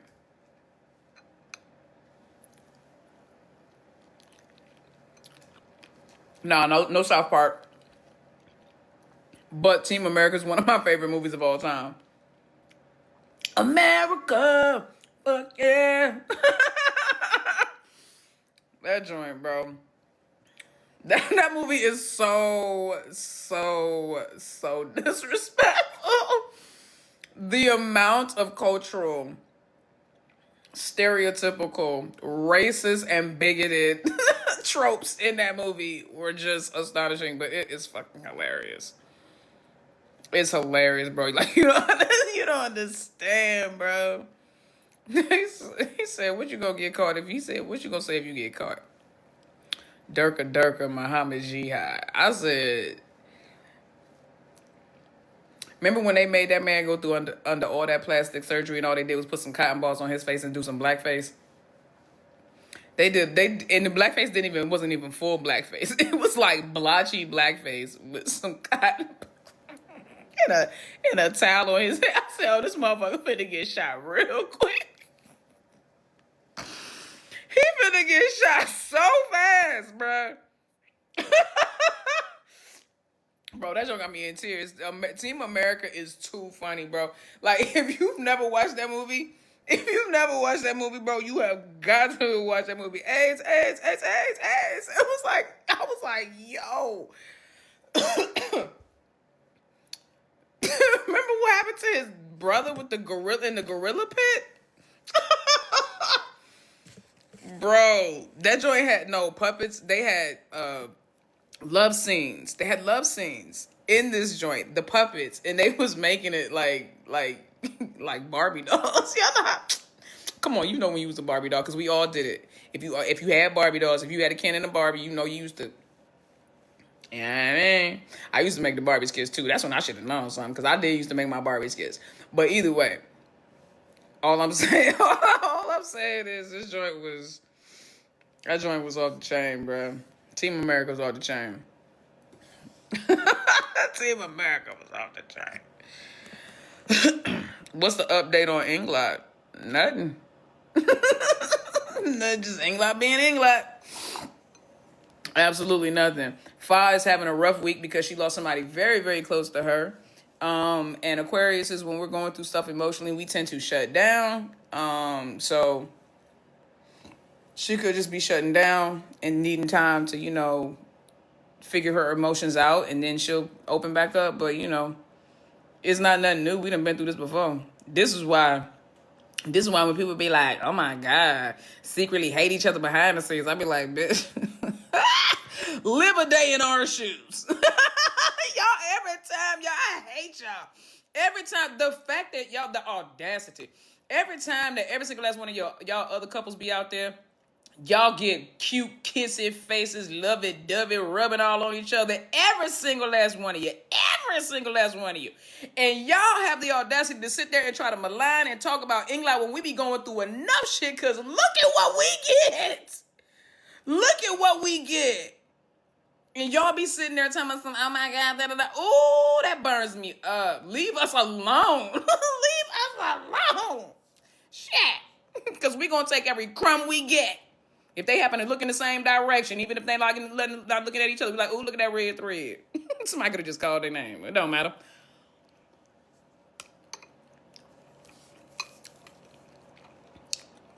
Leave us alone. Okay, just leave us alone. People are being dramatic, obviously. Obviously. Listen to me. Englot are fine, but they are not the type to pretend like they're hunky-dory, like they don't do fan service. When will? That's why I always laugh at it. Because when will people get it? They don't do fan service. No real couple does. Listen to me. I've said this a million times before.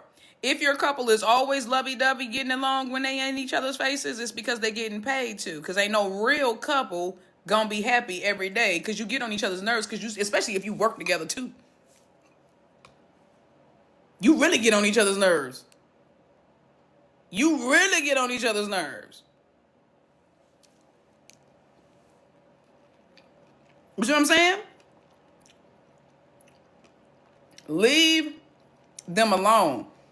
Couples that get along all the time and you don't never see them fight, you don't never see them have awkward moments in public.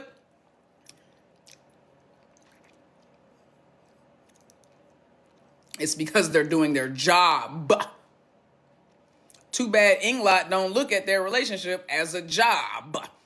If Englot looked at their relationship as a job, then we would get fan service every time because they would feel obligated to give the fans what they pay for.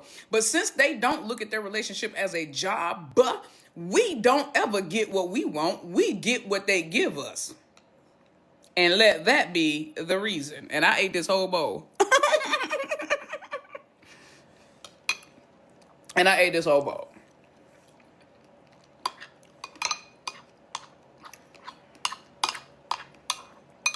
That's crazy. That was a lot of pudding. And I ate the whole bowl. Smashed it, bro. Look. Gonzo, bro. Gonzo, dog. Gonzo. And I'm still not full. That's what's crazy. I got one slice of pizza left. I'm going to eat that when I'm done with this. That's crazy. Not scraping the side. Look. I got to get to it. But look, let me tell y'all this. If you're new to the Englot fandom, and I'm being serious now. If you're new to the Englot fandom, please don't trip over stuff like this. And you're going to see some of us OG Englot, shippers and Englot fans. You're going to see us make fun of them when they do stuff like this. Please don't take it serious. We have lived through so much. This will not break us. Are you kidding me? They are fine. They just don't do fan service. If they don't feel like smiling and being all lovey-dovey in each other's faces, they're not going to do that. They're just not going to do that. And I love that. Nikki, did you eat that whole time? I did, Mama. I just told them that, look, I said I was scraping the plate. I said I was scraping the joint. I said I still got a slice of pizza. I said, and I'm still not full. I said, that's crazy. This is because it's all pudding. It's just pudding. Pudding and strawberries. It's yogurt. Well, yogurt and strawberries. Yeah, it's yogurt, strawberries, and the pudding mix. And a little bit of syrup. So much we watched them sleep. Yo, name another couple. And I say this all the time. This was always going to set Englot apart too. You've never seen not another single ass one. Name another one of y'all Thai GL couples that y'all saw get drunk together. We done seen Englot drunk together at the club, at MGI events, in Pattaya and Phuket. Chiang Mai.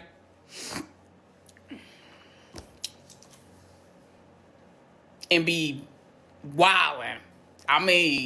Wild. Y'all saw what happened at Snack's birthday. Snack birthday with child. Poor Snack. Poor Snack. Okay? Now, aside from that, name another couple. Name another couple that have literally gone through an entire event that they were invited to be at as the main event, and they didn't talk to each other and didn't interact at all. That's okay, I'll wait.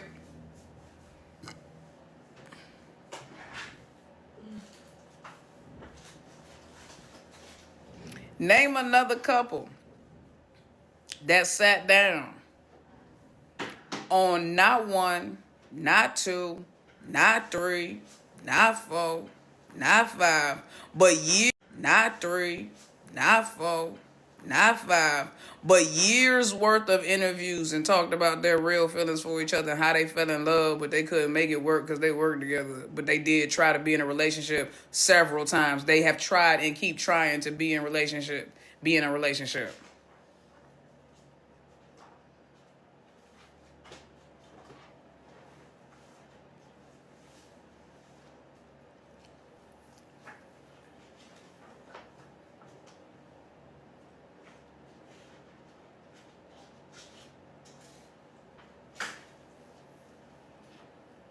Name another couple that be hashing out their grievances with each other on live. You remember saying, do y'all remember Checkmate? When Charlotte was obviously sulking and Fa was drunk off her ass. And she was like, who's sulking? Fa was drunk. She was like, that's when she was rolling on them R's. And she was like, who's drunk? She was like, who's sulking? Nobody's sulking. And she was like, you sulking? And she looked at Charlotte and Charlotte was like, that night was so awkward but cute. It was so awkward and cute between them. Like,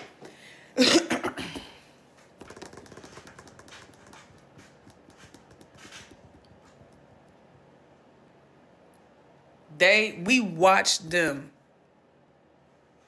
go live in the bed together. They were sleeping in the bed together, cuddling with them. And when Fa realized that the mic was still right there, because they would say, I see, this is why I wish I spoke fluent Thai, because I don't think anybody actually fully translated that whole thing, or if they were able to understand everything they were saying, because the way that Fa reacted when she realized that mic was staying right there, and the one part that was translated was when Fa picked up that mic and she was like, oh, you heard what you wasn't supposed to hear. Well, what the hell was that supposed to mean? And then the way that they were sleeping together, they slept together like a couple. Like, Charlotte was like, bring your legs closer. And then when Charlotte rolled away, Fa woke up. Like, that's that couple stuff. Like, because couples are used to that. Because you knew within 30 seconds, you was in a deep sleep. And in 30 seconds, you could tell that she rolled away. And then when you rolled back and look over, Charlotte was looking the other way. And when Fa rolled back and looked over, Charlotte sensed that Fa woke up. And then she rolled back over. And then they go cut the lights out. And then the next morning, they wake up telling them they did some cardio and saw ghosts.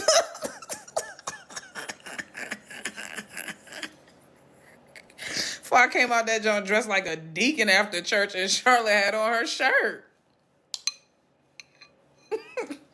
And P-Champ was sitting there flabbergasted. And we're not going to talk about what they did to that snake with that grape and they fingers.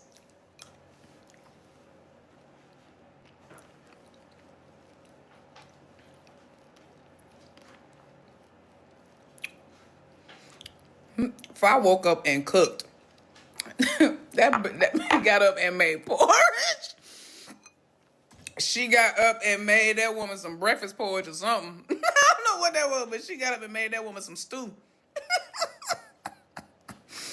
She got up and made Charlotte stew. Charlotte burnt some eggs, and they ate it, and Fa still ate them. I know Fa love that girl, because she be eating whatever Charlotte cooked. And it don't never, how you burn eggs, it don't never look appetizing.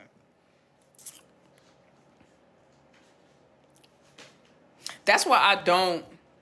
This is why listen to me. And I saw this happening.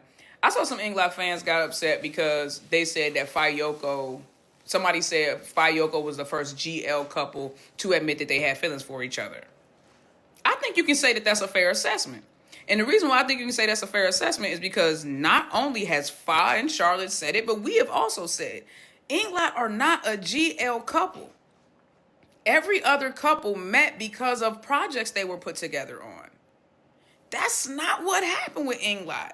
These two women happen to take the same path. They happen to both be beauty pageants, and they took the same path, and got to the same contest at the same time. Quiet as it's kept, though, let's all talk about and always remember that Faye stalked Charlotte. So much so that the shorty pretended she went anonymous and went into Charlotte's group chat as an anonymous fan. That's nobody else did that. Nobody else did that. So I think you can fairly say that Faye and Yoko are the first GL couple to admit that they have feelings for each other, because that's not what Englot is. Right, and also, like, why is it a competition? Because they're different fandoms. There's always going to be competition because people have their biases. Competition comes with bias. And so anyway, that's why, you know what I mean? Like, you don't have to, as an Englot fan, you should never get mad when you hear somebody else say something about GL couples, or which GL couple did this, or which GL couple did that, or which GL couple is the best, or which GL couple is that. Englot are not a GL couple. They are two women who have real feelings for each other, who happen to fall in love with each other on a very public stage, and then they got series as a result of that. Englot never had to go and audition for their series. Those series that the couple series that come to Englot get brought to them. They literally get made for them.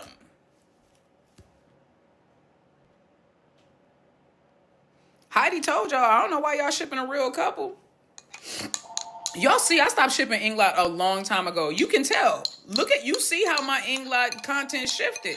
The moment that those two women admitted that they had real feelings, I shifted, because I was like, well, then it's none of my business then. You guys notice I stopped doing deep dives. I stopped doing rabbit holes, because once I know it's like beating a dead horse, but I tell y'all, once real feelings are admitted, there's no need to be wishful and to be investigative and to be digging deep, because now you know it's real. So back up out of it before you know what I'm saying? You do some unintentional drama or unintentional harm, you know what I'm saying? And so, like, that's how I feel sometimes about the Faye Yoko fans. It's like, okay, now that y'all know that both of those women have feelings for each other, now y'all need to, the way that people are like being, the way people, like, I get some of the statements, y'all, because I be making statements too. Bring her wife back, all this other stuff like that. But the way y'all be like, y'all need to talk to each other, that's weird. Don't do that. Talk to 9-Star and tell 9-Star to give Yoko her wife back or something like that. Or say, you know, you can be like, oh man, I feel like they were meant to be. You can say stuff like that. But talking directly to them and telling them that they need to talk, because you don't have no idea what they doing behind the scenes, that's weird. That's when I be like, okay, now you doing too much.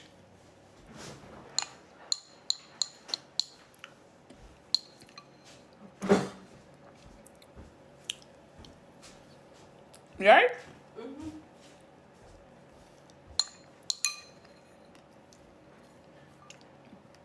I wish y'all could see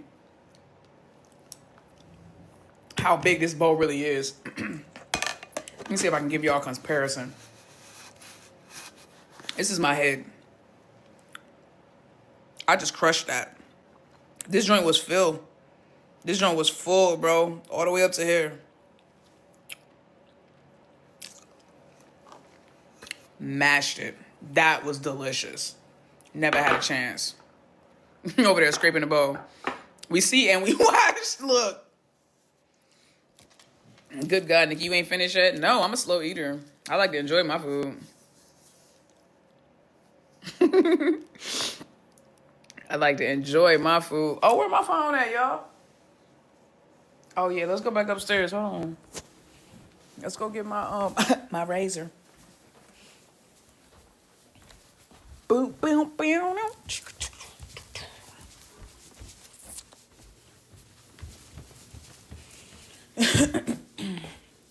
Talk about Fable. What the hell is Fable? Oh, you mean Fable? Are you talking about Fable Entertainment? We already talked about Fable Entertainment. If you're talking about Fable Entertainment, we were talking about that. But if you're talking about Fable as in you trying to start a new ship with Ingfa, shut the fuck up and get off my live.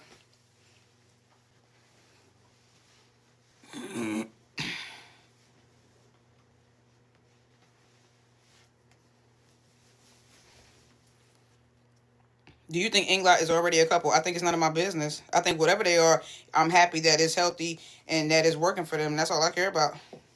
After everything we've been through, I don't care or need to know what their label is.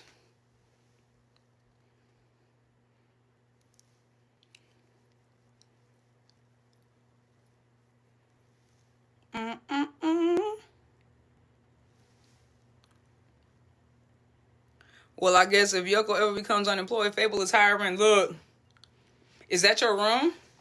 Hell no. I know I got Victoria's Secrets on, but child, no. This is my mama's girly room. This is the Paris room, and then she has the blue room, and then which is like a nautical theme, and then she has the green room, which is a beach theme, and then she has her master bedroom, which is a diva theme. Nah, this is just the pink room.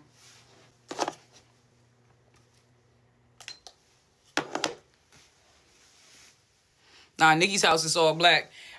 It's not all black, but like, it's not all black. Like, the living room is bright, but upstairs, but yeah, all my accent walls are black right now. Every accent wall in my house is black for sure. Nah, Nikki's room is way moodier and cozier. Exactly. If y'all see, those who've seen it, I got like the black up top with the brick wall at the bottom.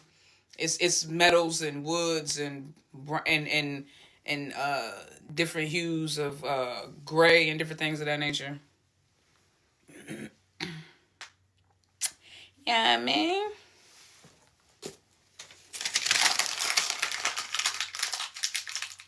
Fans not letting go of View June. Listen, y'all gotta let these women be actresses and move on, man. Like, I get that, and like with 100 pillows, facts. I have 17 pillows on my bed. I think 18 now. But listen, y'all, I know that whenever you fall in love with a series and you fall in love with the main couple and you start to ship them, that deep down, I would hope that y'all would know that at the end of the day, this is all entertainment and shipping should be fun. Shipping is just like the hope and the wish that, a couple that isn't together could be together. That's why I say once real feelings are introduced, you should let it go. But if y'all find out that these people have significant others or real partners in life that are not who they're partnered with on screen, y'all have got to relax. Because but I'm not gonna blame that solely on the fans, because I think that if the Asian film and entertainment industry would be more free and lax with allowing their artists to like have their significant others. I know they think that their artists being single or appearing single is going to increase the buying factor or the fans want factor, but that's not true, because plenty of artists who are openly in relationships still can sell out stadiums and can still sell out movie theaters and different things of that nature. That has nothing to do with anything, and people can still enjoy a couple even if they know they're not real, and even if they know that they both have significant others. I think that that's where it seems like the Asian film industry may be just a little bit behind as far as the Western film industry. And I think it creates a lot of toxic situations, because it seems like the fans do become obsessed and more possessive, and then they also feel like they have and it also seems like the stars are a little bit, they give a little too much leeway to the fans to have a say so in who they want to be with, because if the fans hate a person, then they just not gonna be with that person, or they hide it, and it's like, well, that's worse. That ends up being worse in the long run. So I don't know. I know it's a cultural thing, so I'm not trying to insult the culture behind it, but I do think that, and I hope that one day Asian artists will be able to be more open and more free about their relationships and more public about their relationships, so that they can stall out a lot of the toxicity that comes with people trying to force them to be with their on-screen partner, or getting toxic and angry about who their real life partners are and trying to destroy their real life relationships. Like, that's crazy, man. It's a parasocial relationship that is sponsored and encouraged by the industry. Absolutely. Absolutely. It's parasocial and it's parasitic. It's parasocial and it's parasitic, because it really becomes, it becomes viral, and it starts to eat away at it. I mean, when you really think about it, we've seen it with Englot. We saw it with Frame Becky. We saw it with the Yoko fandom. We've seen it even with Ling Orm, and even with LMSY in the very, very beginning. When anybody gets rumored to have somebody else around them, a significant other or a boyfriend or something like that, fans get so incredibly parasitic and toxic, and they start attaching themselves and going after, like, attacking people and latching on to things and creating narratives, and then they start trolling and they start being, oh, I'm a truth seeker and I'm doing all this, I'm trying to expose. Bro, okay, if they are lying about who they with, why you care so much? Oh, we being queer baited. Then stop biting on the goddamn hook. If you know that they all queer baiting, look, let's be honest, 95% of the people who play sapphic characters are straight. 95% of the people who play sapphic characters are straight. So why is everybody acting surprised when these people when these women pop out with a boyfriend? They are getting paid to be gay. They are actors. I know in the Asian world, they do take their acting off screen, and that's where the fan service comes in, and that it makes it harder to draw lines of distinction between people who are socially inept. And I'm just gonna call a spade a spade. The people who really be falling for the shipping thing, like hardcore, and can't separate, and when reality, shatters your expectations, they can't just adjust. It be them people that really are socially inept, and they kind of socially awkward and probably don't have a real personal life of their own and don't know how real relationships work. So they start playing Sims and shit. You know what I mean? They start playing Sims with real life people, and when these real life people don't obey command, then you want to attack folk, and that's just that's weird. That's really, really weird, and y'all gotta back up off of that and realize these are real people. If they pop out with a boyfriend, I'm not saying I wouldn't be disappointed, because we want them all to be gay. I get it, especially when they got great chemistry and they're gorgeous together. Who don't want them to be gay? Well, of course we want them to be gay. But the truth of the matter is 95% of the people who are playing these characters are not gay. That's why Faye was such a beautiful find, because she is openly and outwardly and publicly gay. That's why Englot was such a beautiful find. She is openly and outwardly and publicly queer. You see what I'm saying? So having people who are openly and outwardly and publicly queer, not just being like, oh, I could fall in love with a boy or a girl and maybe gender doesn't. No, I'm saying you actually say I'm bisexual. You say I'm lesbian. Say it like that and say it with your whole chest. You see what I'm saying? I'm not talking about the ones that be like, well, maybe I could and I'm open to it, but there ain't no proof that you ever been with a woman. Nah, Sonya has been with a woman. Faye has been with a woman. Faye has been with a woman. Charlotte has been with a woman. Stop playing with me. We got proof that they have been with women. You see what I'm saying? So at least we know, rocking on that side, the Thai women do look like they are a little bit more queer than most others, but I'm not gonna hold you. In the Korean industry, 98% of them women straight. They kiss like they are repulsed by it.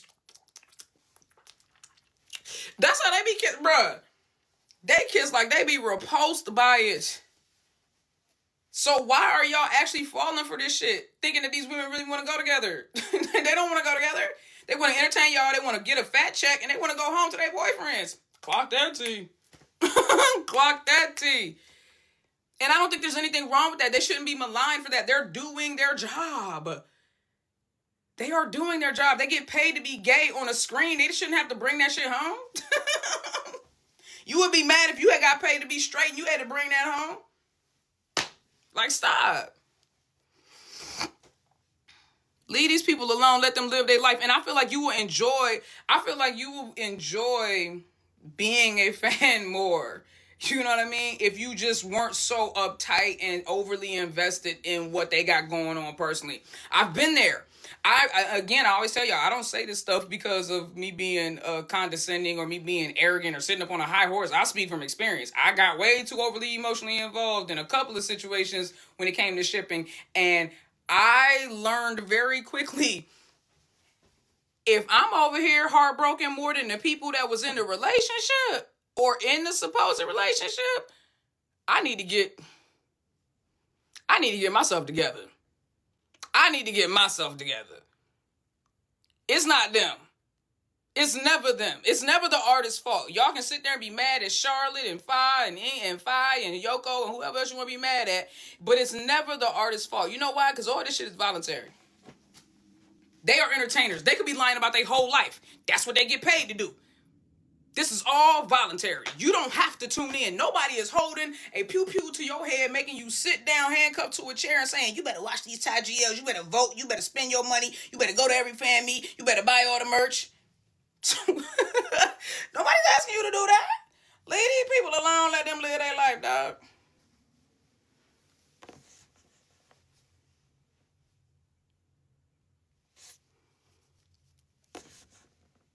As long as they fine and they keep giving me sapphic moments and I can download them in my phone, when I'm bored, go back and watch them. I don't care about none of that extra stuff. You mean I have a choice? Yes, you do, Kelly. Imagine that. You see what I'm saying? That's how people act. They act like they're being forced to watch it, though, don't they? They act like they're being forced to watch. I just joined. Will this be saved on YouTube? Yeah, it will. Nikki's rants are great. I'm sorry, y'all. I ain't trying to rant. I really ain't trying to rant. I just be so easily irritated. You know what I mean? About stuff like that. Because it's like, bro, these are real life people. And I get it. I'm never not going to understand the perspective of a shipper. But I'm never going to not be compassionate or understanding or empathetic to the perspective of the artist. Like, Faye even said that. Faye said, if I do lie about my personal life, she said, it's not because I don't want to be truthful. She said, but I'm trying to protect it. Y'all got to respect that. So basically what she was saying, like, even if I am in a relationship, I'm going to always tell y'all I'm not. I'm going to always tell you everybody flirting, but I ain't going to let nobody in. I'm going to always, you know what I'm saying? I respect that. Let them. You know why? I feel the same way. How y'all know I'm not in a relationship? I could have been in a relationship. I would never tell y'all when I'm in a relationship unless that's my wife. Like, I deadass wouldn't. For what? For what? For what? Because the moment you let people in, opinions and everything like that, even when you say you're not going to let it affect, it always does. It starts to take a toll. And then you got to figure out how to refortify and how to reinforce your relationship so that it doesn't take a toll. But initially, it always takes a toll. That's what happened with Englot. They thought they was good, and then initially, those outside opinions got way too loud. And so they started letting those outside opinions affect them. And they even said that. And so they had to regroup and recalibrate. And they realized that whatever they got going on, it's between just the two of them. And once they had that understanding, figured it out, they stopped caring about what everybody else thought. Because I remember Faye saying on Hello Ingfa, she was like, her own fans didn't want to see her happy with Charlotte. So it's like, if you claim that you are actually an Ingfa fan, and you see that she's actually genuinely happy with Charlotte, you go, no, but I still want to ruin that. Bitch, you're not a fan. You are obsessed. You're not a fan.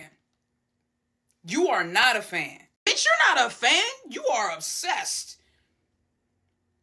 You're not a fan. You are not a fan. Stop calling yourself a fan. You're you're an obsessed troll who just happens to favor one particular person. But the moment they start doing something you don't like, you turn on them. Same thing they did to Faye, right? Remember that? They all was fans, but the moment she did something they didn't like, all of a sudden they turned on her. I was like, that's interesting. Because a fan gonna rock with you no matter what. You know how I know? Because I'm a Chris Brown fan. You think I don't hear it? You think I haven't heard it my whole life? Okay, and? But when you rock with somebody, you rock with them. Even if sometimes you don't agree with their actions, even if sometimes you have to sit and be maligned by other groups and fandoms, you got to sit there and just take that shit on the chin. Same thing with my bias being Englot. I hear people talk about Englot all the time. Oh, this, that. Okay, so what? I hear people talk about Yoko all the time. Okay. You have your right to believe what you believe. I have my right to believe what I believe. Everybody just respect everybody else and leave everybody alone. But at the end of the day, the moment your beliefs and your expectations shouldn't oversee or supersede the actual artist. Like fandom to fandom, fan to fan, peer to peer, that's one thing. But when we start talking about these artists, bro, the moment their reality contradicts your expectations, you don't get to force the issue with your expectations. You should just acclimate to their reality. You know what I mean? Have a seat. Have a seat. Have a Coke and a smile. And just enjoy it for what it is. Nikki, did you already watch? And just enjoy it for what it is. Nikki, did you already watch Us and your thoughts? Yes, I did. I did speak on Us. Once I upload this, you can go back and watch it because that was kind of like towards the beginning. Do better, be better, live your own life. And Fa tells us that all the time. Fa be saying that all the time. She be like, yo, just go out there and find something to do. Like, find somebody to love. She really be trying to tell y'all, bro, go, if you had your own love life, you wouldn't be worried about mine. That's what she be trying to tell you. She's like, go find your own happiness, bro, so you're not so overly obsessed and overly invested in mine. Yeah, fans need to adjust, not the artists. I agree. And we can sit there and say, yeah, but the artists feed the fan service, and if it's not real, then they shouldn't. But they getting paid to do this, though. How you gonna tell them that they shouldn't do that when that's a part of their job, is to sell it on the stage and to sell it at the fan meets and to sell it, at the signings and at the fan signs and all that. That's what they supposed to do. It's like y'all gotta grow up, cause and it ain't got nothing to do with age. So don't think that I'm being ageist when I say this, because it has nothing to do with age. Because I will never forget, and y'all will never forget, my OG Solicit Nation members will never forget, when that 72-year-old lady called my phone, found my shit on Google, bruh. I had to go out and delete some stuff. I said, what? Found my number, my cell phone number on Google. Shorty called me and was like, hey, Nikki, I know this may seem a little weird. So she acknowledges that this shit was completely inappropriate and highly, highly uncalled for, and still proceeds to say, but I was just wondering if you knew what was going on with Ingfa and Peachy.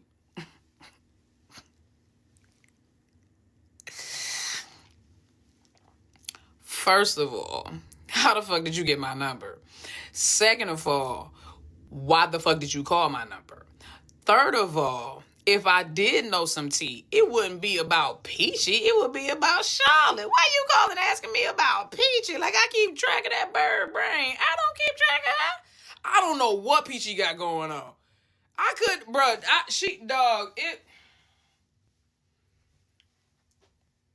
said, somebody gotta get their grandma, dog.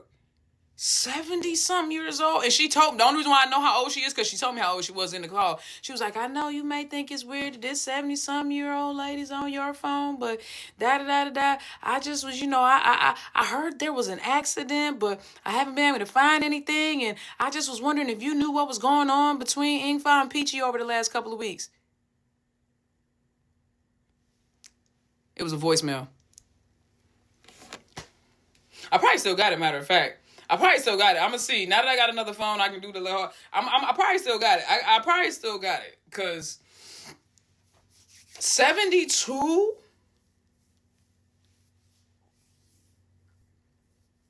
$72? Look, I'm not saying that you can't enjoy it. Don't ever get it twisted. I'm not saying you can't be a fan of 72. That's not what I'm saying. Because people love to love and admire love and be entertained by love no matter what age you are. People can be invested in love no matter what age you are. That's not what I'm saying. What I'm saying is at 72, you too involved and too invested. Because where are your grandkids at? Or at least if you ain't got no grandkids, where's a great niece or a great nephew or something? You see what I'm saying? Where your spouse at? There ain't a Harold or something running around now? You know what I mean? I don't... There ain't a Henry in the back somewhere? Like, I was flabbergasted. I never saw her in my comments again on YouTube, though, because she used to be in my YouTube section a lot. And I wasn't trying to make her feel bad, but then at the same time, I was like, but you invaded my privacy to ask me something about some women that's on the other side of the world. Like, who do you think I am? What do you think I know? I was like, yo, I know that I do a lot of good research, but I have never pretended to know or be like some kind of inside source about these women. I don't be knowing. I just be reading the context of what I was given to me. And then I use deductive and critical thinking and reasoning to kind of like, navigate my way through theories and shit. But I always tell y'all this is for entertainment purposes only. This is only my opinion. This is theoretical. We're just gossiping. We're just pontificating, speculating, and talking. I always say that every time. So when I drop you into that rabbit hole, I can pull your ass back out. I'll let you know. This is just a theory. This is just a thought. This is just opinions. This is, you know what I'm saying? Shorty hit me up like I was 411. Like I had all the info. Like, she know. No, I don't. Granny calling Nikki in America about what's happening in Thailand makes sense. You see what I'm saying? You feel me, right? Because I thought that I was like, I can't be tripping. Like, I can't be the only one who doesn't see, like, how crazy that is. Like, you are calling me about two women who live on the other side of the planet. I have as much access to them as you do via the internet. I don't know. Wait, Stink, I think I know who you talking about. You probably do, because she used to be in the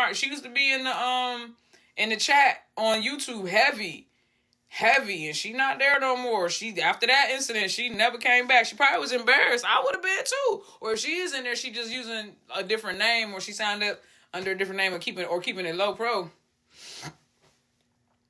We sure Granny wasn't black with a blue tattoo. No, because remember I showed y'all that profile. That's a real person. Apparently a musician, an artist from Martinique. So nah, that was real. Y'all have no idea. Since I started doing like GL reactions and stuff, like, y'all have no idea the stuff that has been sent to me and the stuff that I have never even shared with y'all. Y'all, those are just a couple of the stories I shared with y'all. But when I tell y'all that people have shared things with me that, and I'm not saying this to be like, ooh, I got a secret vault full of shit. I don't have like no secret vault full of damaging stuff. But I have access to things that should not be spread or shouldn't be widely distributed. And it'll never come from me. And as far as I know, and one other person knows in a couple of these scenarios. So if something do happen or it do get leaked, it's either gonna be me or that person. So I know, you know what I mean? And so with that, like that's what but people be so pressed to break the news and to throw something out there or to act like they knew or to act like they know. And it's like, I don't care about that. I'd rather respect the artist than, you know what I'm saying, to try to, just play off the fans' attention. Like, what's that? Okay, I might get some hate for this, but what's that producer? There was a producer that when this whole Yoko boycott started, y'all was all on her. Y'all kept tagging me or him. I don't know if it's a guy or girl. Y'all kept tagging me and everything like that. And I followed that person at first initially, but then I started looking at the way the person was moving, and I was like, I don't like that. And I actually made a mention of that in one of my lives, and I got a little bit of pushback from some people because I didn't like the way that person moved, because it seemed like they were clout chasing. And I didn't necessarily like that. I didn't like the way they were moving. So I just stopped following them, and I unfollowed them, and I just stopped posting or interacting with them altogether. But I saw some people were still posting and everything like that. But then when that whole press conference and shit happened, it seemed like that person showed their real colors, and they started trying to attack Yoko, and they started showing they was really just like a All 5 fan or something like that. And it was a real weird situation, whatever the case. But that's what I'm saying. Like, y'all got to be careful who y'all follow, because everybody that glitter ain't gold. A lot of people be sitting there acting like, they're here for the cause, or they're here for the girls, or here for the fans and everything like that. And they really just here for themselves. They just here for clout. You know what I'm saying? Like, I could have easily milked the attention from this boycott, because I realized very early on that me having high visibility and tweeting incessantly was bringing a lot of followers to my platform on Twitter. And I could have kept that momentum up and really milked that. But I told y'all, I was like, when I realized that when the boycott started to lose focus and direction, I started to pull back. I didn't care about engagement or being the first to tweet or having the most tweets out there to show that I was supporting the boycott. I said, I'm going to start tweeting about pertinent things and moments and counter trending and different things like that. Like, I want to be more strategic with the way that I'm trending and the way that I'm boycotting, because I didn't care about high visibility. Now, some people just kept tweeting and saying things incessantly and sparking rumors and spitting, speculations and predictions and things like that, because it keeps bringing them attention. I don't care about that, y'all. Y'all know that's not my thing. That's never been my thing. I don't want attention from the artists. I don't want attention from fans. All I care about is Solicit Nation. And I don't consider Solicit Nation, like, I don't look at y'all as like fans, even though I know that y'all come from the fandoms that I react to. When I think about Solicit Nation, I don't think about y'all like that. I look at y'all like y'all just like, y'all my people. You know what I'm saying? Like, we friends, we family. That's how I look at it. And we just happen to all, like, some of y'all are Look Me and Sonya fans. Some of y'all happen to be Lingorn fans. Some of y'all happen to be Freem, Becky, Englot, Yoko fans. And that's just the way it shakes out. But I don't look at it like that. So I'm always in a very unique position because sometimes I find myself pissing off fandoms unintentionally because I'll say something about one fandom, you know, in jest or just to big them up or to show them love, and some other fandom will take it as a slight. And it's like, it's never that. It's never that. Like, if I big up Ling Orm in the moment, I'm just bigging up Ling Orm in the moment. When I big them up, I'm not thinking about comparing them to nobody else. I'm just literally like, yo, Ling Orm is, you know what I'm saying? I just feel like putting them on a pedestal right now. I just want to talk about them. You see what I'm saying? Like, that's how I feel about that. But people get weird about stuff like that. They be like, why are you talking about them? What about them? They fans don't even like us and da da da da da. I don't care. I don't care. I'm not here for the fans. I don't care. Y'all shouldn't be here for the fans either, though. Y'all should just be here for... It's cool if you meet somebody that's cool and like-minded, but, like, y'all, that's the problem, is y'all here for the fans. You here for the attention. I thought you was here for the artists. If you was here for the artists, you would just rock with the artists. You should do what they do, rock with how they rock, and keep it pushing. But y'all really be wanting that attention for yourself, don't you? Yes, you do. Yes, you do. You want that attention. You want to siphon off some of that attention, some of that clout. I see you. I see you. Are you going to do Easy X Natalie reactions again? Absolutely. Absolutely. Y'all, I ran into another snafu with my book, and it really just knocked the wind out of my sails because I have been trying to get this book published for so long, and then I ran into some BS with the illustrator, the cover illustrator, and it really just kind of... And then I started having problems with my back, and it all just knocked the wind out of my sails.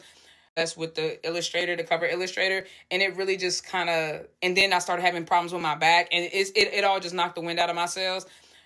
So, and because I know y'all like, she's still being so inconsistent with the reaction and stuff like that. I know, because the book is still not published. I told y'all that once the book is published, I will be free to be more active on my reactions.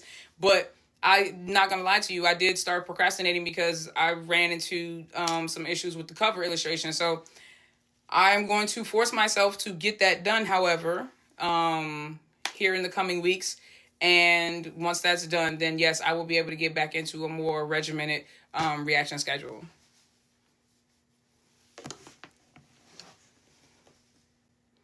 Delay isn't denial, but better blessing. It's also procrastination. In this case, I ain't even gonna hold you, baby.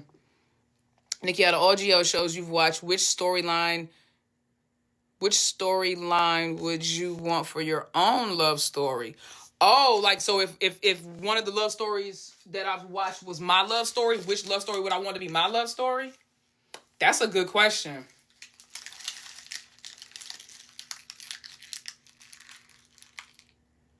Damn, that's a good question.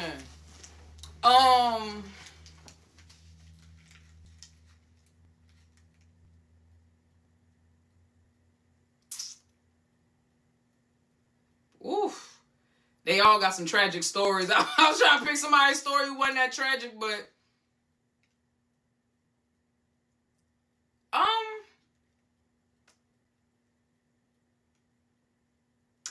I keep coming back to Juan. I would specifically want to be Juan from Affair. I love their love story, Juan and Plang. But I wouldn't want to be Plang because she lost both her parents on one night. That kind of trauma, woo. But I would be, you know, and Juan had her own trauma to deal with and everything like that. But I would want to be, Juan for sure. I think I would do Juan. I just feel like their love story just resonates. I love that love story so much. I mean, just waiting 13 years to be with the person that you fell in love with when you was a kid, and that was the first person you loved. Y'all both knew y'all loved each other, but y'all went on and life just got in the way. And it was so realistic because life just be happening like that. And like, this person can be your best friend and your everything, and you're like, we'll never lose touch. And then the next day, everything can change and that person's gone and you're like, what? And you don't know if you'll ever see them again. And then all of a sudden they come back into your life. Oh, nah, yeah. Yeah. But I told y'all Affair was my favorite GL from last year. Loyal Pen and Pen would be a really good one. But you know what? Here's the thing about that, why that's hard. Because I know I just said 13 years apart. But see, the reason why that's hard is because I wouldn't want to be Pen and Nen. And the reason why I wouldn't want to be Pen and Nen is because they got together and then got separated for another 4 or 5 years. So it was like it was like they kind of was crushing on each other before. Then they got separated for like 3-4 years. Then they get together and spend a few months together. And then they get separated for like another 3-4 years. And then they finally get together. And then she get nah. They went through a lot. I think it was, see, the reason why I prefer Juan is because Juan and Playing didn't get, like, it wasn't like they had their love snatched from them in a way. It's like they didn't get a chance to even test it out. And so it was taken prematurely, which I feel like might be a little bit easier to deal with than to have, you know what I'm saying? It's like this, right? It's the difference between losing a pregnancy while you're still in the pregnancy phase, or losing a baby after it's born. They both hurt really bad, right? Like, I mean, both of those scenarios are impossibly tragic, but which one do you think would probably hurt the most? You see what I'm saying? And so I feel like with Penn and Nen, I feel like that hurt more because, like, they got to be in love, then they had this shit snatched from them. Nah. Oh, and The Secret of Us. Oh, that was Lotta and Ern. Oh, you know. It was Lotta's mom, dude. Like, imagine going through the worst breakup, the worst heartache, the worst pain you could feel, and then feeling it every day for 4 years. And your mother was the one who orchestrated it. And she sat there while you was breaking down, talking about how bad you felt, crying. She kept the lie going, like, yeah, she probably left you. Well, I saw the dude that she met at the hospital, and she just used us because we got money. She just wanted to get her mom. Oh, bro, Lotta is better than me. I would have been on First 48. I would have been on First 48, dog. Ooh, that level of you sat there and I almost drank myself to death.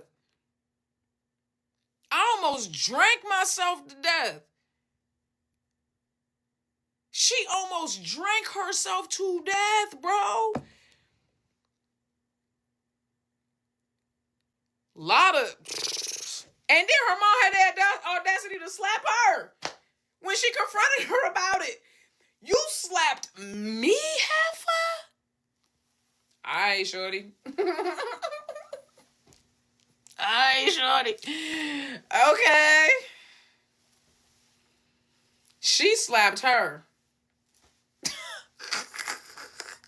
What? She slapped her.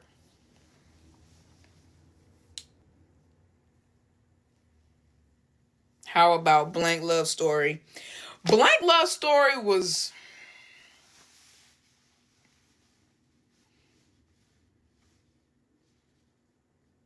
the most tragic part about Blank's love story,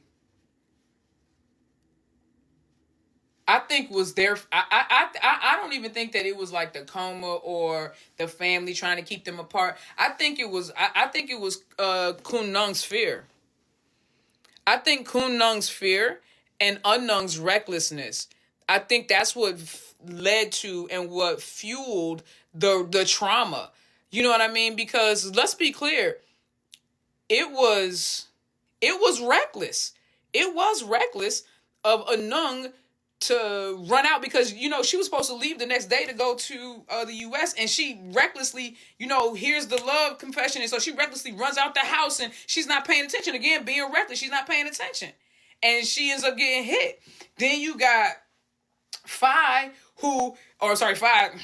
Then you got Kun Nung, who was too afraid to say and admit her real feelings when it counted in front of everybody. You know what I'm saying? And so you wait and you confess when she's over the radio, and then you confess when she in a coma, and you're doing all the things when she in a coma, and it's like, well, what you fighting for your relationship, now she in a coma, why you weren't fighting with, you know what I'm saying? So sound familiar?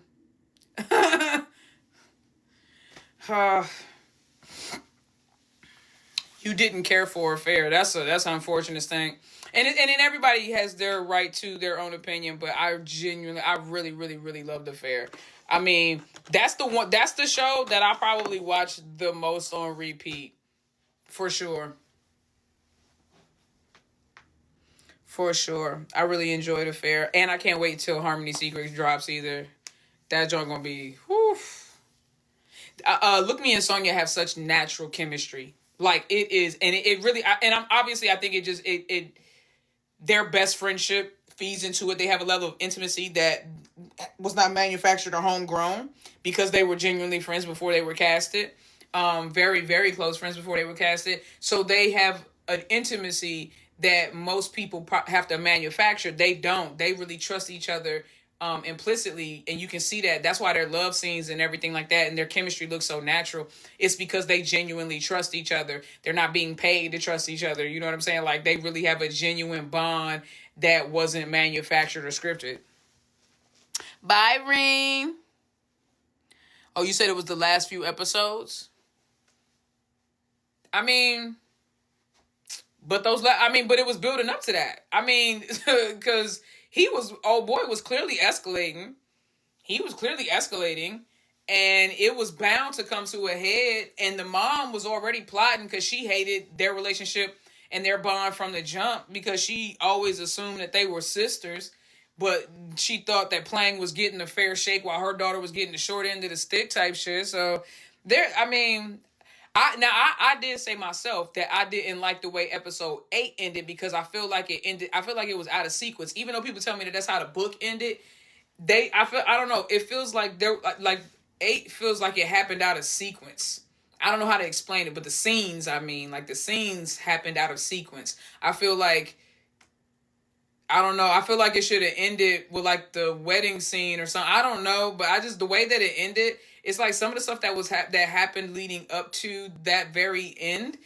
That scene, the drunk playing scene when she wakes up and all, like that scene just seemed, I don't know. I just feel like the last episode was shot out of sequence, and I feel or edited out of sequence, and I feel like they could have done a better job of getting those scenes lined up to where it made a little bit more sense. You know what I'm saying? Like from a watcher or a viewer's perspective, but it is what it is. I still thoroughly enjoyed it though. I still thoroughly enjoyed it. Episode 8 was like, show me love editing. Exactly. Just completely out of whack. Like, what are we doing? Why are we here? What is this? What does any of this mean? Y'all just had some extra it's like episode 8 for show me love. No, that's real.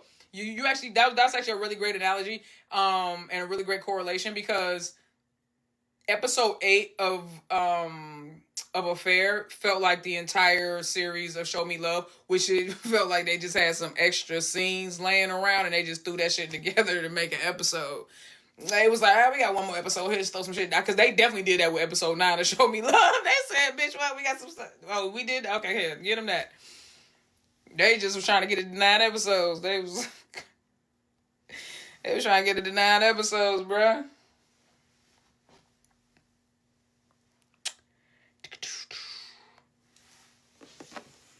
I understand what you're saying. I'm geeking out because you're responding to me. You silly. I said, I found my people. Top 3 best acting GL series. Ooh, best acting? Petrichor. Pluto.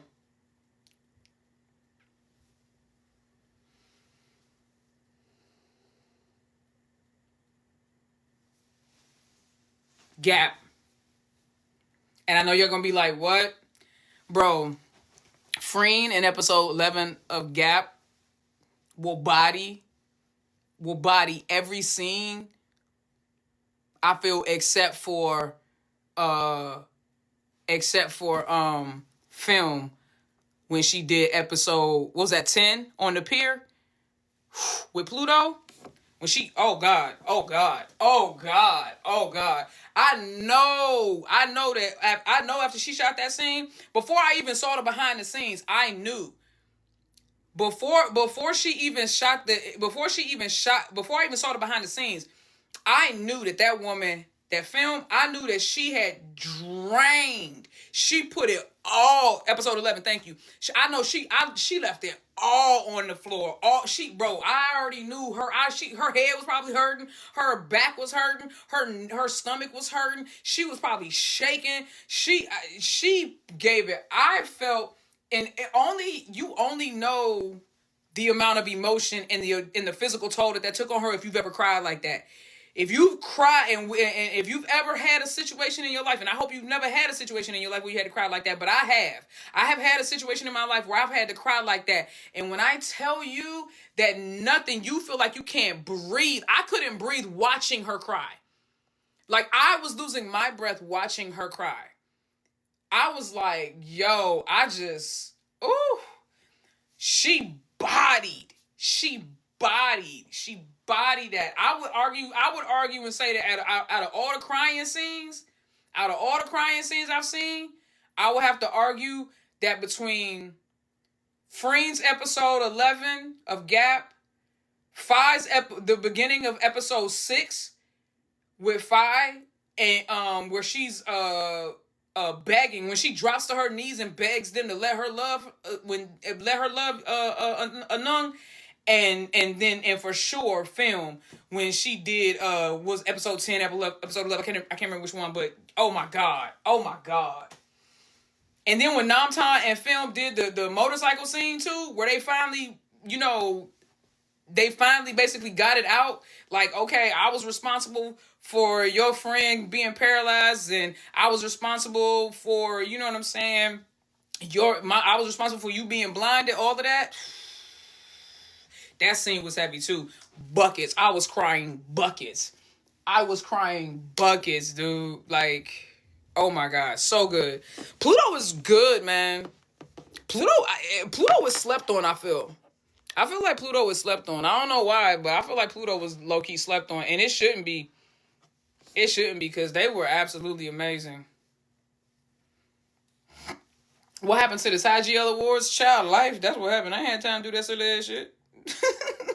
I'm a grown up. Look, I'm a grown up. I be having ideas and stuff like that I want to do, but I'm also a grown up, and this ain't all I do. YouTube ain't all I do, so it'd be different if I was one of these little teeny boppers, you know what I'm saying, just getting started, 18, 19 years old, bopping around, doing pranks on people and shit, then you know what I'm saying, but I ain't casting that. I ain't casting that, dog. Low promo, you think that's what it was? That sucks, because Pluto is really amazing. I love when Anin pleaded with her mom and Princess Pat to allow her to love Penn. Let me tell you something. My favorite scene, one of my favorite, because I got so many scenes in Loyal Penn that are just chef's kiss. But one of my favorite scenes was hands down the engagement party. When damn, bro, this key, how did my key get stuck like that? When Anin came down them stairs, when Princess Anin came down them stairs, and she was like, she walked over to old boy, and she bent down and she told him, remember your place. When she told that man, remember your place, she was like, bruh, don't touch what don't belong to you. I know that man, look, I don't care what nobody say. He had to know. Let's take it back to Hua Hin. When they was in Hua Hin at the beach, and she got that ring. When Anin gave her that ring, and he saw that joint at the very end of the episode.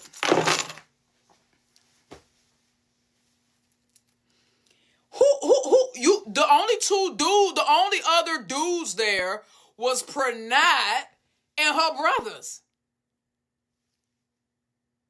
So who would have gave the ring? And Pranat definitely didn't do it. And both the brothers got women. He knew deductive reasoning. She came down from Anin's room. She stayed the night. Just like he acted like he ain't peeped them. He looked dead in the, bro, episode 12 when they was in the back of the car in the rain, he looked dead in the car and saw them. Cause you could see their heads. You could see their heads. We saw the angle. He saw them. That's why he was standing there so long. Like, what was you expecting to do? What? And that's why Princess Pat knew immediately where she was when she went home.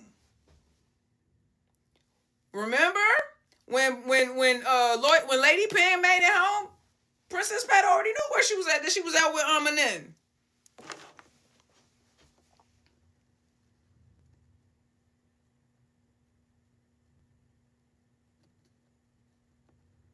Dog. Loyal Pen is good. And they fed us. They gave us 16 episodes. They fed us. And then the last episode was an hour and a half. They fed us. She peeped so fast because she was once in the same situation. Yes, she was. She been knew. She knew the moment. She knew the first night they had spent together. When Penn came home with the Pen after they had made love the first night. Y'all remember when she came home with the joint, episode 6. And she was like, where you was at? She was like, oh, I spent the night at, what's the name's house? And she was like, oh, you don't need it. She was like, well, don't be spending the night over there all the time. And she watched her walk off. And she was looking after her curiously. That curious look in her eye. Yeah, she knew then. She knew exactly what it was. She knew then. Long before she saw the ring. Long before there was a ring or nothing. She knew then. When she watched that girl come in that morning. And she knew. And she was giggling and smiling and shit. She knew. She been knew. For shizzle. Make sure y'all tap the like button. We at 83,000. Can we hit 100,000 before I get off? Once we hit 100,000, I'm going to get off. I don't know what I'm going to do once Reverse with Me and Us are finished. Oh, I ain't watched that Reverse with Me shit, but I definitely watched Us. When a Nin pleaded, it was the first. Well, hopefully when Us ends, then we'll have some of these new series hopefully getting ready to roll out. Hopefully we only have like a month or so downtime.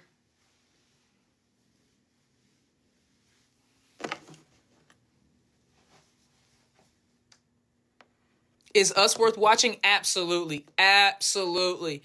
Absolutely. And you good right now because this is a good 8 episodes out right now. You absolutely. Only You. I'm waiting on Only You too. That's Ling Orm's new series. Waiting on Harmony's Secret. That's Look Me and Sonya. Waiting on Cranium. That's freeing Becky. Waiting on 4 Elements. That's Englot freeing Becky and some other folks. No disrespect to them. I just haven't learned their names yet. And then what else? If Faye got a whole bunch of series it seemed like lined up. I think even a movie or two also. Becky's Vamp series is coming. Damn, bro. Like I'm just like, yeah. There's a whole lot. There's a whole lot. My Safe Zone. Yes, My Safe Zone. That's another one. Oh, and Clarabelle. Clarabelle is coming. My Safe Zone is coming. What was the other one that we really liked, y'all? What was that other one that we watched? We watched a couple of Ice is coming with something too. I peeped that. I see what she doing. I peeped that. I hope it's her and Marissa. So Fayoko was officially done? As a GL couple? Yeah. I think it's safe to say that as a GL couple, Fayoko is officially done. But that's not what our boycott is about. If you are not a part of the Fayoko fandom, and that's the reason why you're asking that question, because I feel like everybody in the Fayoko fandom already knows the answer to that. Under 9-star, yes, the Fayoko GL couple is done. That's all I can speak on because that's all I know. Some tough competition later this year. Yes, it's going to be, and I'm so happy. We about to get fed, y'all. We're going to have so many great series going into the fall. That is just like, bro, you better enjoy your summer because we're going to be locked in. We're going to be locked in. Come fall, we finna be locked in with so many great series. Oh, my God. Have you been able to rewatch Petrator these past months? I watch Petrator all the time. I said Affair is the series I watch the most, but I told y'all, all I watch is Thai GL series. So on a daily basis, I probably, on a daily basis right now, the four, because I normally have four in rotation. Right now, the four GLs that I have in rotation are the Loyal Pin, Us, Affair, and Petrichor. And normally, Petrichor and Blank are interchangeable. It's either Petrichor or Blank reactions. So there you go. That's what that is.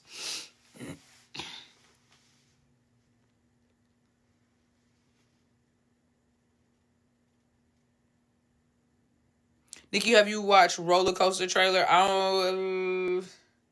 don't think I have. That one doesn't sound familiar to me. Faye needs to act, though. I hope she finds something. Faye has been acting for over a decade. I'm certain she will find something, but she says she doesn't want to do anything right now. You can watch Blank. They have somebody actually posted. Damn it. Somebody tagged this person or DM this person because they have they create like a Google Drive where you can access all the episodes so that you don't have to go and watch on the 9-Star channel and give them any views.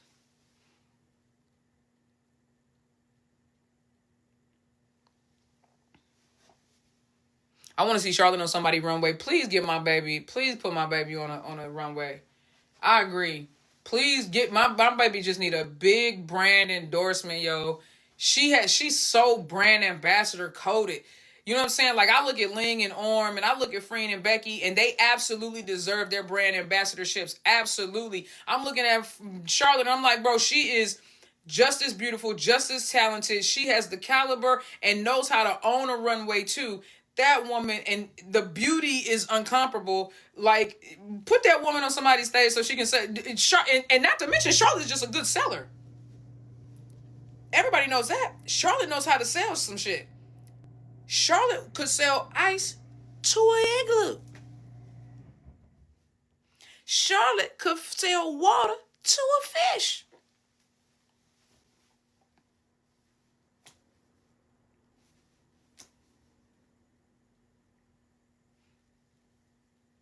Shorty just knows how to sell.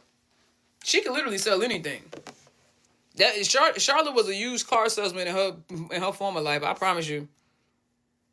If we all collectively go to Nawat's page, it will happen. I 100% agree with spamming Nawat respectfully, because we don't want to, because you know he that's Miss Petty Boots. He real sensitive, so we want to do it as respectfully as we can. You know what I mean? But I don't disagree with asking him to give Charlotte more solo work. And that does not take away from the couple work that she does, nor does it imply that we don't want them to do or have any more work together as a couple. But by God, Faye has so much work, and I love that for her. But Shorty does need a break.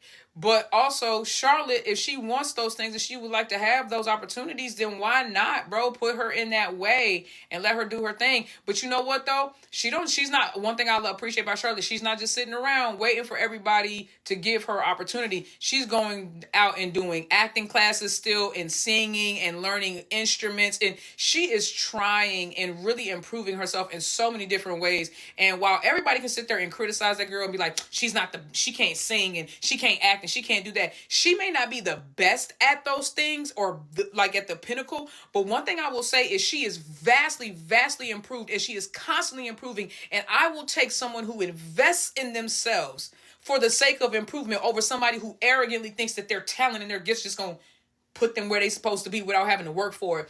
Bitch, you can have all the talent in the world. I will take character over a natural talent every time. That's why you ask me anytime anybody put in front of me, and I'm not just saying this because I'm a Warriors fan. I'm saying this because this is how I look at life. If you put LeBron in front of me and you put Curry in front of me, LeBron is naturally gifted. He was born with that physique, born with that body, born with that talent. Yes, he did work at it, but he did not have to work very hard. Curry, on the other hand, was not born with that physique, was not born with that talent. That man built that. He built what he is. He built what he is. I will take that any day. Cause every time this dude don't get his way, what he do? He flop, he get mad, he cry, he throw his temper tantrum. This one, when he don't get his way, he lock in and he just start going Super Saiyan on a motherfucker. You see what I'm saying? So that's why I'd rather sometimes the person who's I will take the person who works the hardest over the person who's the most talented every time. Charlotte's character is why she keeps getting the opportunity that she gets. You don't like that you don't think she can sing? Bitch, go listen to somebody else. You don't think she can act? Close your eyes. I don't understand. You people will sit there and watch her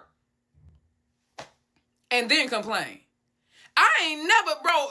You can't get me to watch a show I don't like. You can't get me to go and endorse an actor I don't like. You can't get me to go and listen to a song from an artist that I don't rock with.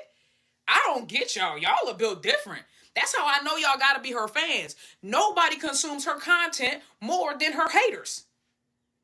Nobody consumes Charlotte's content more than her haters. And then they sit there and be like, well, you can tell because at minute 130, be clocking her shit. At minute 132, I heard her voice crack. I know you did with your overly obsessed ass.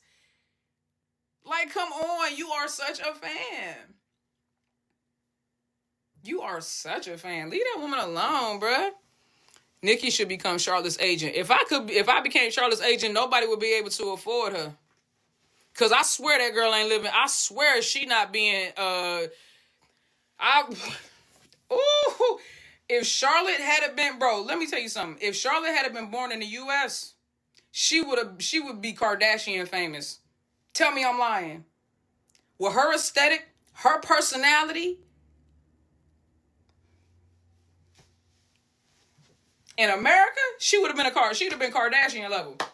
She would have been, I'm just being honest, she would have been Kardashian level famous already. She would have been,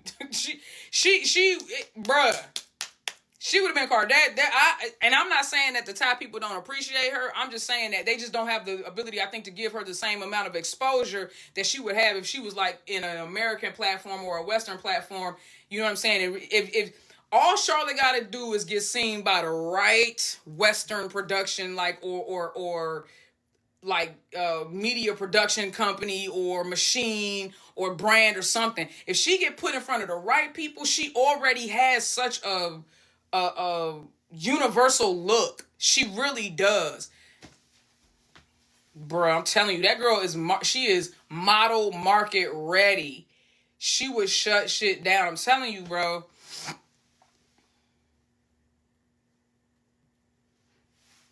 Not to mention, I know she got a better work ethic than most of these American models.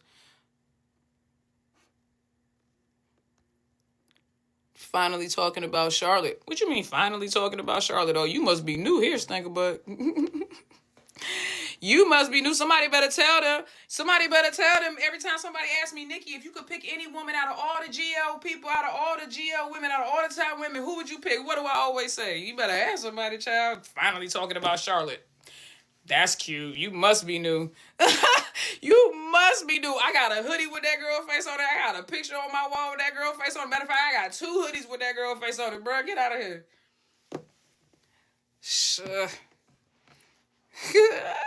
Finally talking about Charlotte. So you say I am new on your live. Okay, that makes sense. I knew it, Stan. That's cool then, baby.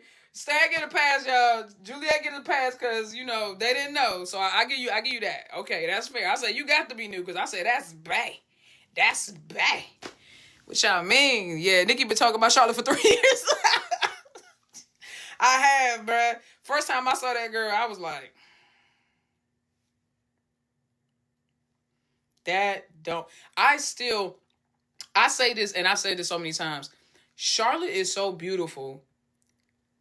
Charlotte's beauty is like your favorite book. You know how you wish you could unread your favorite book so that you could read it again and experience it for the first time? That's how I feel about Charlotte's beauty. Like, Charlotte is so beautiful that sometimes I feel like I take for granted how beautiful she is, and I wish I could see her for the first time. And sometimes it do feel like that. Like, some pictures, you see her, you go, oh, because she's beautiful in all her pictures. But then some pictures she takes, and you go, it's like an angle, and the makeup was perfect, and the hair was perfect, and her look was perfect, and it's just her eyes pop, and you just go, oh my God, and you remember like, oh, this woman. Now, see, if I say this, it's going to piss y'all off. Because if I say what I want to say, it's going to piss y'all off. But I ain't going to hold you, dog. Charlotte is in a league of her own. I'll just say it like that. Charlotte is in a league of her own, and y'all can be mad. I don't give a fuck. Y'all get mad. Y'all can hate all you want to. Y'all can hate all you want to, but some of the ones that y'all think are drop dead gorgeous be sitting there looking at Charlotte like,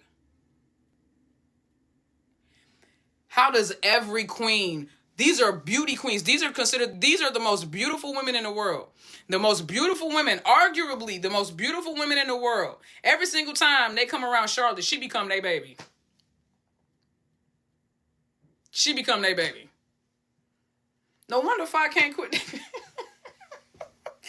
Fox got Madison Beer, Megan Fox, and y'all love to say Angelina Jolie. I don't agree with that, but I throw it in there because that's what the masses say. So I'm gonna throw that one in there, but I don't agree with the third one. But she got her own, like, bro, she got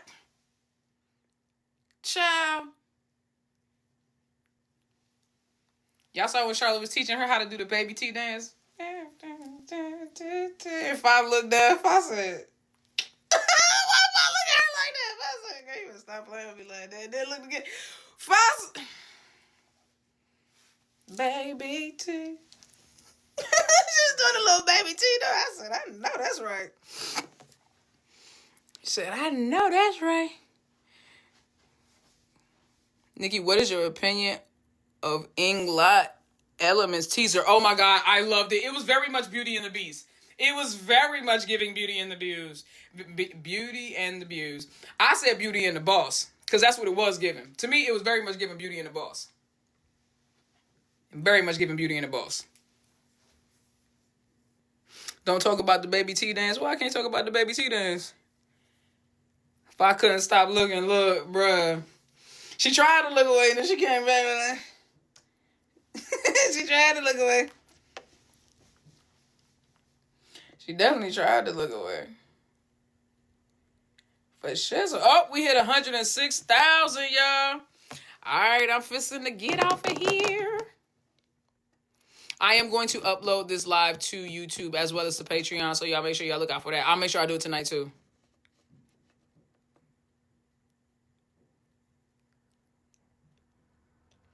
And as soon as, yes, this was fun. Thank you guys for tuning in. And as soon as my Shein packages get here, I'm gonna do like a full Thailand clothing haul so y'all can see all the outfits that I'm trying to take. And y'all can matter of fact, I'll do it live so y'all can help me pick the outfits. You know what I'm saying? That I'm gonna take with me. You know what I'm saying? Y'all gotta help me pack. You know what I'm saying? Love you guys. Deuces. Stay sweet, stay kind, stay compassionate, stay empathetic, and most of all, stay loving.